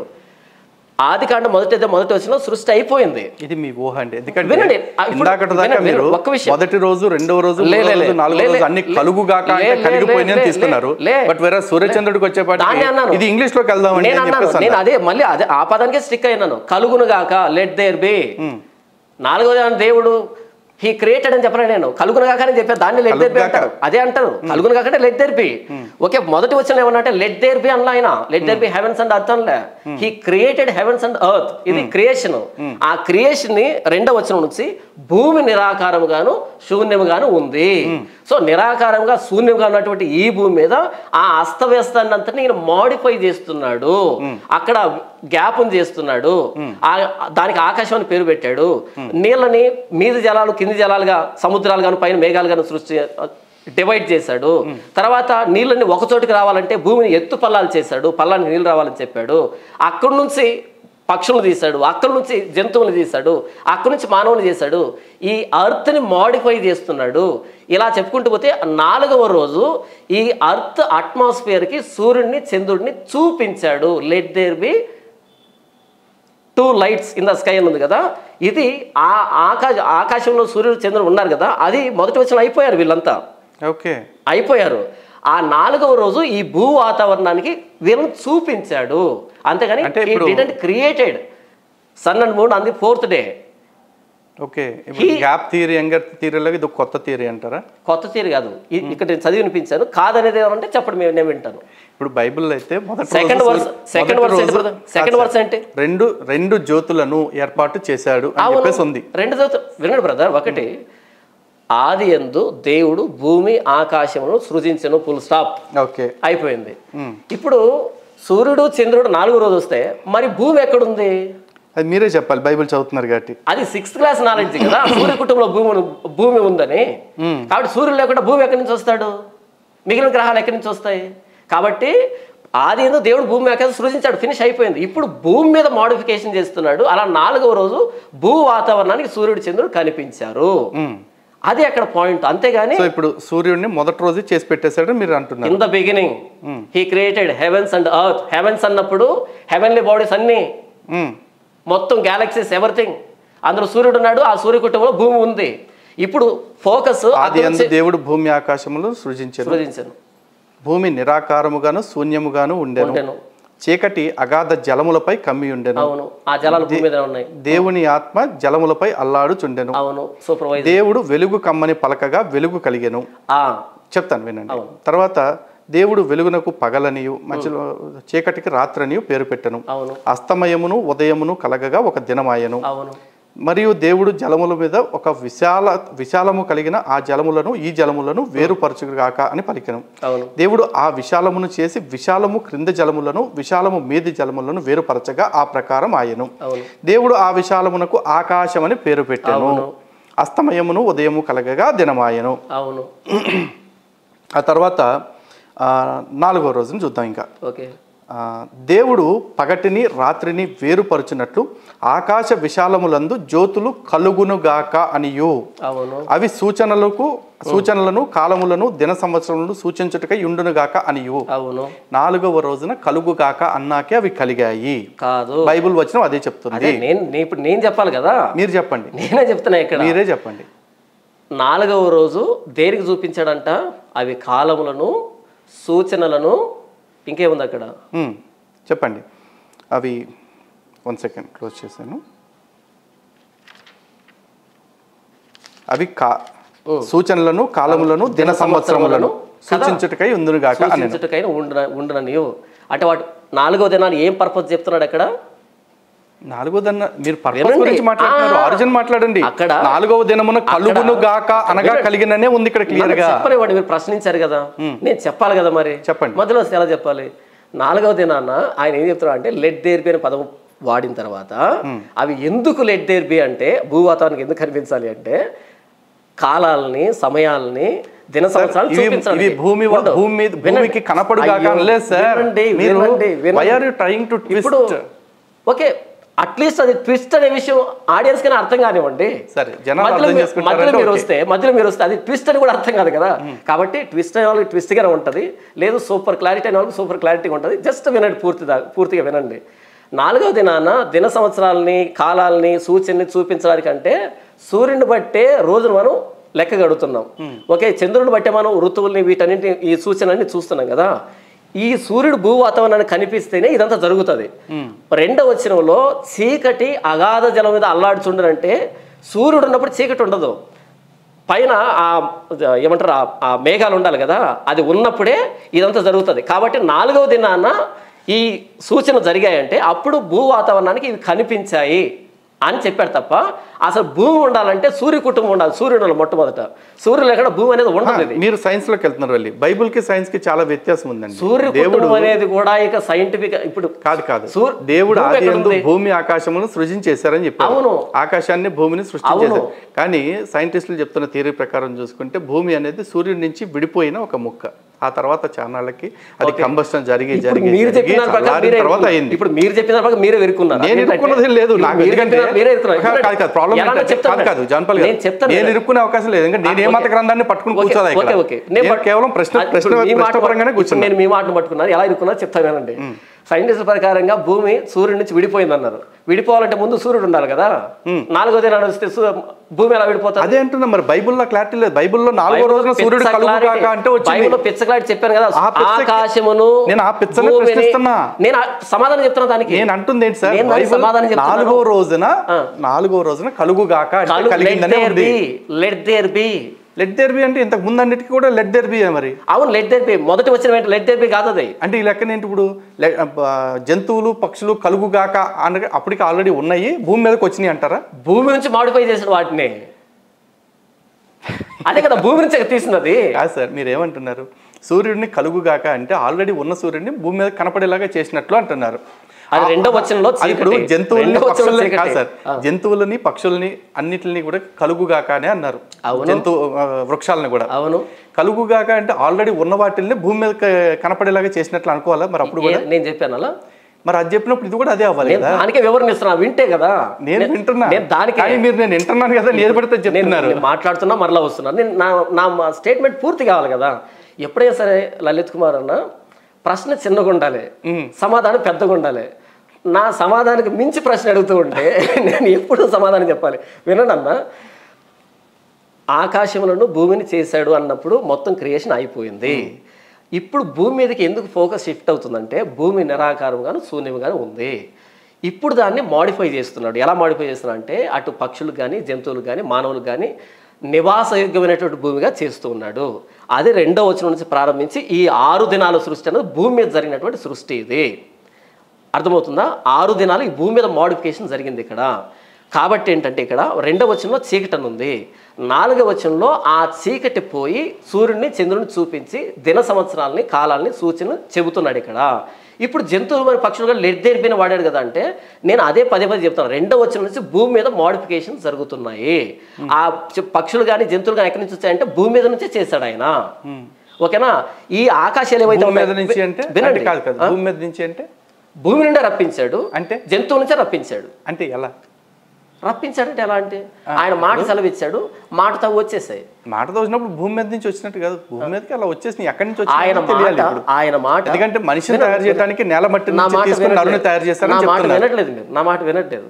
ఆయన మాట ప్రపంచమును నిర్మించను. ఆయన నోటి మాట సెలవేయగానే అవి పుట్టుకొచ్చేసాయి, అంతే. యేసు ప్రభు కానా విందులో నీళ్ళను ద్రాక్షారసంగా అని ఆజ్ఞాపించాడు, నీళ్లు ద్రాక్షారసం అయ్యాయి. అలాగే ఆది కాండంలో దేవుడు కూడా పక్షులు రావాలంటే పక్షులు వచ్చాయి, జంతువులు రావాలంటే జంతువులు వచ్చాయి. ఇక్కడ మళ్ళీ నాకు క్రియేటెడ్ అనే పదం లేదు ఇక్కడ. లెట్ దేర్ బి భూమిని మాడిఫై చేస్తున్నారు. That's the thing I'm asking అండి. లెట్ దేర్ బి అని అడిగారు. అవును, లెట్ దేర్ బి అనగానే సూర్యుడు ఆల్రెడీ ఉన్న సూర్యుడు భూమి మీద కనిపించాడు అని మీరు అంటున్నారు. అవును, అలాగే లెట్ దేర్ బి అనగానే అప్పటికే ఉన్న జంతువులు, ఉన్న పక్షులు, ఉన్న ఇవన్నీ కూడా కనపడ్డాయి మనుషులకి. Every modification on the planet earth was considered to be let there be. Every modification, అది సూర్యుడు చూపించడం, చంద్రుడు చూపించడం, పక్షులు రావడం, ఎంత everything is modification let there be అంతే. మొదటి వచనంలో క్రియేటెడ్ అయిపోయింది, ఆల్రెడీ క్రియేట్ చేసేసాడు. క్రియేట్ చేసిన భూమి మీద మోడిఫై చేస్తున్నాడు, అందులో జంతువులు వచ్చి. సో ఇప్పుడు అక్కడ 5వ రోజు 6వ రోజు చేసిన సృష్టి అంతా కూడా ఏదైతే లెట్ దేర్ బి అన్నారో అవును, అదంతా ఏంటప్పుడు ఆల్రెడీ ఉన్నదే వచ్చినట్ట. భూమి ఉంది కదా, నీళ్ళు ఉన్నాయి కదా, భూమి ఉంది. భూమి మీద ఈ జీవరాశి అంతా లేదు, మొక్కలు లేవు, తీసాడు కదా, లేని దాన్ని తీసాడు కానీ చేయలేదు కదా. చేయలేదండి, అదే చెప్తుంది. ఇప్పుడు సూర్యుడు చంద్రుడిని కూడా మరి లెట్ దేర్ బి అన్నప్పుడు 4వ రోజే వచ్చినట్టు ఎందుకు అనట్లేదు? దాన్ని ఒప్పుకోవడానికి ఏంటి ప్రాబ్లం? ఇక్కడ ఏమైనా ఉంటే కదా ఒప్పుకోవడానికి. బైబిల్ చెప్తుంది కదా, బైబిల్ చెప్తుంది కదా లెట్ దేర్ బి మన్నైనది కలుగుగాక అనగా. మీకు అర్థమవుతుంది, మన్నైనది వెనకటి వలే మన్నైపోతుంది, ఆత్మ దాన్ని దయచేసిన దేవుని దగ్గరికి వెళ్తుంది అని దేవుడు. మనుషుల గురించి, మనుషుల గురించి కదా. మన్నైనది అంటే మన్ను ఎక్కడి నుంచి వచ్చింది? మనిషిని నేల మట్టి నుంచి తీసుకుని తయారు చేశాడు మనిషిని కానీ జంతువుల్ని నేల మట్టి నుంచి తయారు చేశాడని ఎక్కడ చెప్పారు? ఎక్కడి నుంచి వచ్చే జంతువులు?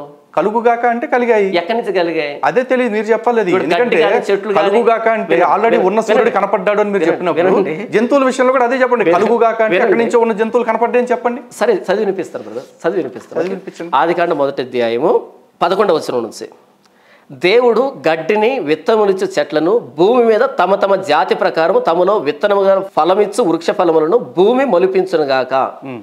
భూమి నుండే వచ్చాయి. తర్వాత 20వ వచనం, దేవుడు జీవము గలి చెలించు వాటిని జలములు సమృద్ధిగా పుట్టించునుగాక. ఎక్కడి నుంచి వచ్చాయి? జలాల్లో నుంచి వచ్చాయి. జలాలు ఎక్కడ ఉన్నాయి? భూమి మీదే ఉన్నాయి. పక్షులు భూమిపైన ఆకాశ విషయంలో ఎగురుగాకని పలికిను. దేవుడు జలములలో వాటి వాటి జాతి ప్రకారం జలమును సమృద్ధిగా పుట్టించిన మహామత్స్యములను జీవము కలిగి చెలించు వాటన్నిటిని దాని జాతి ప్రకారం రెక్కలు గల ప్రతి పక్షిని సృజించెను, అది మంచిదని దేవుడు చూచెను. తర్వాత 24వ వచనం, దేవుడు వాటి వాటి జాతి ప్రకారం జీవము గల వాటిని అనగా వాటి వాటి జాతి ప్రకారం పశువులను, పురుగులను, అడవి జంతువులను అడవి జంతువులను భూమి పుట్టించునుగాక అని పలికిను. ఆ ప్రకారమైన పక్షులు కానీ జలచరాలు కానీ జంతువులు అన్ని భూమి నుంచే వచ్చినాయి కదా. అంతే. మరి ఇక్కడ సూర్యుడు చంద్రుడు కలుగుగాక అంటే అప్పటికే ఉన్నవాళ్ళు కనిపించారు అంటున్నారు కదా. మరి మిగతా జంతువులు కాదు, ఇప్పుడు జంతువులన్నీ అంటున్నారు సార్. ఇప్పుడు నీళ్ల నుంచి కొన్ని రావాలి, భూమి నుంచి కొన్ని రావాలి, మొక్కలకు భూమిలో నుంచి రావాలి అని చెప్పేసి అన్నారు. ఆయన ఆజ్ఞాపించినంత మాత్రం జరిగిపోయినాయి కదా. అవును, అవి ఎక్కడి నుంచి జరిగాయి? మరి భూమి నుంచి జరిగాయని చెప్తున్నా కదా, అదే చెప్తుంది. మరి ఇప్పుడు అలాగే చంద్రుడు సూర్యుడు విషయంలో వచ్చేపాటికి మాత్రం మీరేమంటున్నారు? అవి కలుగుగాక అంటే అప్పుడు కలిగినాయి కాదు, ఎప్పుడో కలిగినాయి, కనపడలేదు. మొదటి వచనంలో కలిగాయి. మొదటి వచనంలో కలిగాయని ఎక్కడ చెప్తున్నారు? ఆది భూమి ఆకాశములోను అంటే ఆకాశంలో అంటే ఏంటి ఇంతకి? వాటిని సృజించను ఉంది. భూమి ఆకాశం అంటే ఏంటి ఇంతకి? ఆకాశం అంటే మీరు చెప్పండి. ఆకాశం అంటే చంద్రుడు, సూర్యుడు, గ్రహాలు అన్ని ఈ మొత్తం ఇదంతా కూడా ఆకాశము. ఓకే, భూమి అని సపరేట్ గా మెన్షన్ చేశాడు అక్కడ. భూమి ఉందంటే సూర్యుడు ఉండాలి అక్కడ. మీరు లిటరల్ గా చూడండి, ఇంటర్వ్యూ రిలీజ్ అయిన తర్వాత చాలా మంది పాస్టర్లే వచ్చి జాన్ పాల్ గారు ఈ విషయంలో ఇట్లా మాట్లాడకుండా ఉండాల్సింది అంటారు. డౌట్ లేదు అని అంటే ఇక 2 గంటల వీడియో పెడతాను ఎలాగో అని అంటే 2 గంటల వీడియో పెడతాను తప్ప. వినండి, ఒక విషయం అన్నది ఒక వ్యక్తికి అర్థం కాలేదని ఆ విషయం తప్పు కాదు. ఆ విషయం అర్థం కానంత మాత్రం ఆ విషయం తప్పని కాదు. మీకు అర్థమైంది తప్పని అంటారేమో వాళ్ళు. నాకు అర్థమైంది కాదు, కొన్ని వేల మంది చెప్తున్నటువంటి విషయాన్ని నేను చెప్పాను ఈ రోజు. చెప్తున్నారు సార్, 4వ రోజు సూర్యుడు మొదటి రోజు పుట్టిన సూర్యుడు 4వ రోజు కనిపిస్తున్నాడు అని చెప్పిన వ్యక్తులు మీరు వినలే, ఆ చెప్పిన వ్యక్తులు నేను విన్నా. అది మీ దురదృష్టం. దాన్ని విభేదించే వ్యక్తులు కూడా ఉన్నారు అదే క్రైస్తవ్యంలో. మరి ఆ విభేదించే వాళ్ళు ఇప్పుడు నేను ఎవరిని ప్రమాణంగా తీసుకోవాలి చెప్పండి? ఆ విభేదించే వాళ్ళు కూడా మీ ద్వారా సమాధానం చెప్పడానికి నేను ఇంత ఎక్స్ప్లెనేషన్ ఇచ్చింది. సరే, అయితే ప్రజలు తెలుసుకోవాలి దీని విషయంలో అయితే ఖచ్చితంగా. నేనైతే చెప్తున్నా కదా, 4వ రోజు సూర్యుడు కలుగుగాక అన్నది మాత్రం నేను తీసుకుంటున్నాను. ఇకపోతే సృష్టి సమానత్వం విషయంలో చూసుకుంటే మీరు చెప్పారు మనుషులు ఎక్స్ట్రా సమానము. ఎక్స్ట్రా సమానం కూడా చెప్పాలంటే మనుషులు హయ్యర్ క్రియేషన్, హయ్యర్ గ్రేడ్, మిగతా సృష్టి అంతా కూడా ఒక లెవెల్ అని చెప్పి చెప్తున్నారు. సో భగవంతుడికి అంటే యెహోవా దేవుడికి సృష్టి పట్ల ఒకే రకమైన దృష్టి లేదు. మళ్ళీ మొదటికి వచ్చారు. ఇంత చెప్పిన తర్వాత మనుషుల పట్ల మనుషుల పట్ల ఏ దృష్టి లేదు, మనుషుల పట్ల ఏ దృష్టి ఉండాలి ఆ దృష్టి ఉంది, జంతువుల పట్ల ఏ దృష్టి ఉండాలి ఆ దృష్టి. మనుషుల్ని జంతువులు దేవుడు ఒకే దృష్టితో చూడడు. మనుషుల్ని మిగతా సృష్టిని ఒకలాగా చూడడు, జంతువులతో సమానంగా మనిషిని చూడడు. ఇది క్లారిటీ వచ్చేసి. క్లారిటీ అయితే యాక్చువల్లీ ఇప్పటికి మనం అనుకున్న అంశాల్లో అంటే నేను అడగాల్సిన అంశాలు చాలా ఉన్నాయి ఇంకా, కానీ ఇప్పటికి మీరు ఇచ్చిన టైం చాలా ఎక్కువ. పర్లేదు, ఇంకో అర్ధగంట అవన్నీ ఫినిష్ చేసేసారు. చెప్తాను, ఒక పని చేద్దాం, ఈ ఇంటర్వ్యూకి ఇక్కడ కంక్లూడ్ చేద్దాం. మిగతా పాయింట్స్ సెకండ్ సెషన్ ఎప్పుడైనా మీరు వచ్చినప్పుడు, లేకపోతే ఇంకో నెక్స్ట్ మంత్ పెట్టుకుందాం. నెక్స్ట్ మంత్ వచ్చినప్పుడు పక్కా ప్లాన్ చేసేసేయండి, డైవర్ట్ కాకుండా చేసుకుందాం. ఏం లేదు. సో జాన్ పాల్ గారు థ్యాంక్ యూ సో మచ్ అండి. చాలా ఓపిక్గా చెప్పారు. అయితే స్టిల్ ఆ ఐడియాలజికల్ డిఫరెన్స్ అనేది ఒకటి ఉంటుంది. నాకేంటంటే నేను సృష్టి మొత్తాన్ని కూడా సమానత్వం అని చెప్పే ఒక విశ్వాసంలో నేనున్నాను. మీరేమో ఓపెన్గా చెప్పారు. నేను అసలు దాన్ని ఏం తప్పు పట్టట్లా, ఎందుకంటే మీరు పట్టుకున్న గ్రంథం ఏదైతే ఉందో దాని ప్రకారం మీరు ఏం చెప్పాలో అది యాస్టిస్గా చెప్పారు. మనుషులు వేరు, మిగతా సృష్టి వేరు అని చెప్పేసి. బట్ ఓన్లీ థింగ్ నేను చెప్పాల్సింది ఏంటంటే భగవంతుడు అనేవాడికి సమానత్వం ఉంటుందని నేనైతే నమ్ముతున్నాను. బట్ స్టిల్ ఇంకొక పాయింట్ ఏంటంటే సైన్స్ని మతాన్ని ముడిపెట్టే ప్రయత్నం చేశారు. ఆ విషయంలో కూడా నాకు కొంచెం అసంతృప్తి ఎప్పుడూ ఉంటుంది. ప్రాబ్లం ఏంటంటే మీ గురించి కాదు, హిందుత్వ పరంగా కూడా చూసుకుంటే చాలామంది సైన్స్ని మతాన్ని కంపేర్ చేసే ప్రయత్నం చేస్తూ ఉంటారు. అక్కడ నేను ఆలోచిస్తుంది ఏంటంటే ఈ మధ్య జనాల్లో వచ్చిన వీటి వల్ల సైన్స్ ముందు ఏదో ఒక రూపేణ మనమే తల ఉంచుతున్నామేమో అనిపిస్తుంది నాకు. కారణం ఏంటంటే మతము అనేది అలౌకికమైంది, ఆత్మ సంబంధమైంది, స్పిరిచువల్. సైన్స్ అనేది కొన్ని సిద్ధాంతాల మీద, కొన్ని నిరూపణల మీద, కాజ్ అండ్ ఎఫెక్ట్ మీద బేస్ అయి ఉంటుంది. అవును. అలాంటి సైన్స్కి అన్నీ అందకపోవచ్చు. ఈరోజు భగవంతుడు అనేది ఒక అనుభూతి, అది మనం అనుభవం ద్వారా తెలుసుకుంటాం. ఆ అనుభవాన్ని సైంటిఫిక్గా నిరూపించండి, టెక్నికల్గా చూపించండి అంటే ఫిజికల్గా దేవుణ్ణి మనం చూపించలేం, కానీ దేవుణ్ణి ప్రతి పనిలో, ప్రతి వస్తువులో మనం అనుభవిస్తూనే ఉంటాం. అలాంటి వాటి విషయంలో మితిమీరి మనం సైన్స్కి మనం నిరూపించుకునే పని చేయకూడదని చెప్పేసి అన్ని మతాల వాళ్ళకి నా వ్యక్తిగత సందేశం అయితే నేను ఇస్తున్నాను. అండ్ ఇంకా మనం మాట్లాడాల్సిన టాపిక్స్ కొన్ని ఉన్నాయి. ఆ టాపిక్స్ గురించి మనం మరొక ఎపిసోడ్లో మళ్ళీ ఖచ్చితంగా కంటిన్యూ చేద్దామండి. చాలా సంతోషం మీరు ఇంత దూరం వచ్చి ఇచ్చినందుకు. మీరు ఏమైనా చెప్పాలంటే చెప్తారన్న. మొట్టమొదటిగా మీరు ఇచ్చిన ఆతిథ్యాన్ని బట్టి, మీరు మమ్మల్ని ఆహ్వానించిన విధానాన్ని బట్టి, ఇంతవరకు ప్రేమగా మాట్లాడిందని బట్టి, అంటే అటు హైందవ సమాజంలోనూ ఇటు క్రైస్తవ సమాజంలో ఉన్నటువంటి అపోహల్ని కొన్నిటిని నివృత్తి చేసే క్రమంలో భాగంగా మీరు అడిగినటువంటి ప్రశ్నలు బట్టి నేను నిజంగా మిమ్మల్ని అభినందిస్తున్నాను. మీ ప్రేమకు నిజంగా బద్దుని. అయితే మీ ఛానల్ ముఖంగా నేను అది సవాల్ అనుకుంటారు, మనం అనుకుంటారు, అభ్యర్థన అనుకుంటారు, ఏదైనా అనుకోండి, అది వాళ్ళ ఇష్టము. నేను యూట్యూబ్లో ఉన్నాను కదన్నా, నేను అడుగుతూ ఉన్నప్పుడు ఏంటంటే ఎక్కువగా స్పందన రాలేదు దాని నుంచి. కాబట్టి మీ ఛానల్ ద్వారా నేను స్పందన అడుగుతున్నాను. మొన్న రీసెంట్గా మీరు కరుణాకర్ గారు ఇక్కడ కూర్చొని మీరు మాట్లాడినటువంటి ఆ లైవ్ ఏదైతే ఉందో అందులో కరుణాకర్ గారు ఒక మాట అన్నారు. ఏమనంటే క్రైస్తవ పాస్టర్లు అంతా మాకే తెలిసినట్టుగా మాట్లాడతారు, కానీ ఎగ్జాక్ట్గా ఆ పదాలు నేను మ్యాచ్ చేయలేను, మాట్లాడుతున్నారు. కానీ డిబేట్కి రండ్రా అని అంటే ఒక్కరు రాడు అనేటట్టుగా ఆయన అన్నాడు. దాన్ని నేను సీరియస్గా తీసుకున్నానన్న, అంటే సీరియస్గా తీసుకున్నాను. నా ఛానల్ ద్వారా కరుణాకర్ గారిని గతంలో చాలాసార్లు డిబేట్కి వస్తాను అడిగాను. మరి సబ్స్క్రైబర్ లేరనో లేకపోతే ఎందుకో తెలియదు, కానీ మొత్తానికి నాకు స్పందించలేదు ఆయన. అయితే మీ ద్వారా వెళ్ళినప్పుడు స్పందన వస్తుందేమో అని అడుగుతున్నాను. కరుణాకర్ గారు ఏ టాపిక్ మీదైనా డిబేట్, ఏదైనా any topic from the Bible ఆయన చూజ్ చేసుకుంటే ఆ టాపిక్ మీద అది డిబేట్ కానివ్వు, డిస్కషన్ కానివ్వు, మీ మధ్యవర్తిత్వంలో మీరు మధ్యలో కూర్చొని మీరు ప్రశ్నలు అడుగుతారు, ఇద్దరిని సమన్వయకర్తగా ఉంటారు, అది మీకే వదిలేస్తుంది. Whether it is debate or discussion or friendly talk, whatever it may be. Karunakar Suguna గారితో నాకు ముఖాముఖిగా ఒక ఇంటర్వ్యూ ఆర్ డిబేట్ కావాలి. ఎందుకు అంటే ఆయన లేవదీస్తున్నటువంటి ప్రశ్నలు బట్టి చాలామంది హైందవ సమాజం బైబిల్ని అపార్థం చేసుకుంటుంది, చాలామంది క్రైస్తవులు కూడా ఇది నిజమేనేమో అని నమ్మేటువంటి భ్రమలోకి వచ్చారు.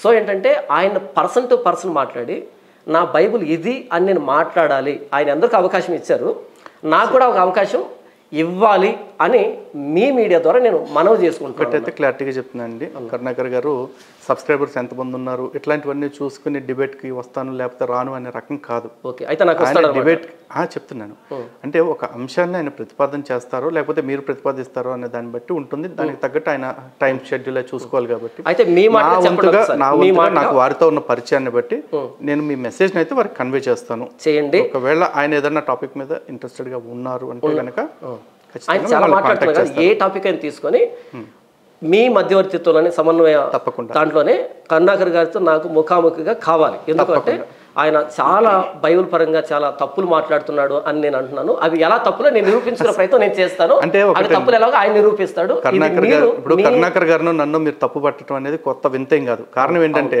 ఇప్పుడు మీరు మాట్లాడిన మాటలను తప్పు పట్టే పాస్టర్లే బోల్డ్ మంది ఉన్నారు, బైబిల్ సరిగా చెప్పట్లేదు అనేవాళ్ళు. అలాగే ఆ పాస్టర్ని తప్పు పట్టే పాస్టర్లు చాలా మంది ఉన్నారు. ఇప్పుడు నన్ను కరుణాకర్ గారిని మీరు తప్పు పడుతుంటే దాన్ని పెద్ద వింతగా తీసుకోవట్లేదు. అంటే ఇక్కడ మా క్రైస్తవులు ఏంటంటే మా విశ్వాసంలో ఉన్నటువంటి కొన్ని అసమానతలు మేము సరి చేసుకుంటాం.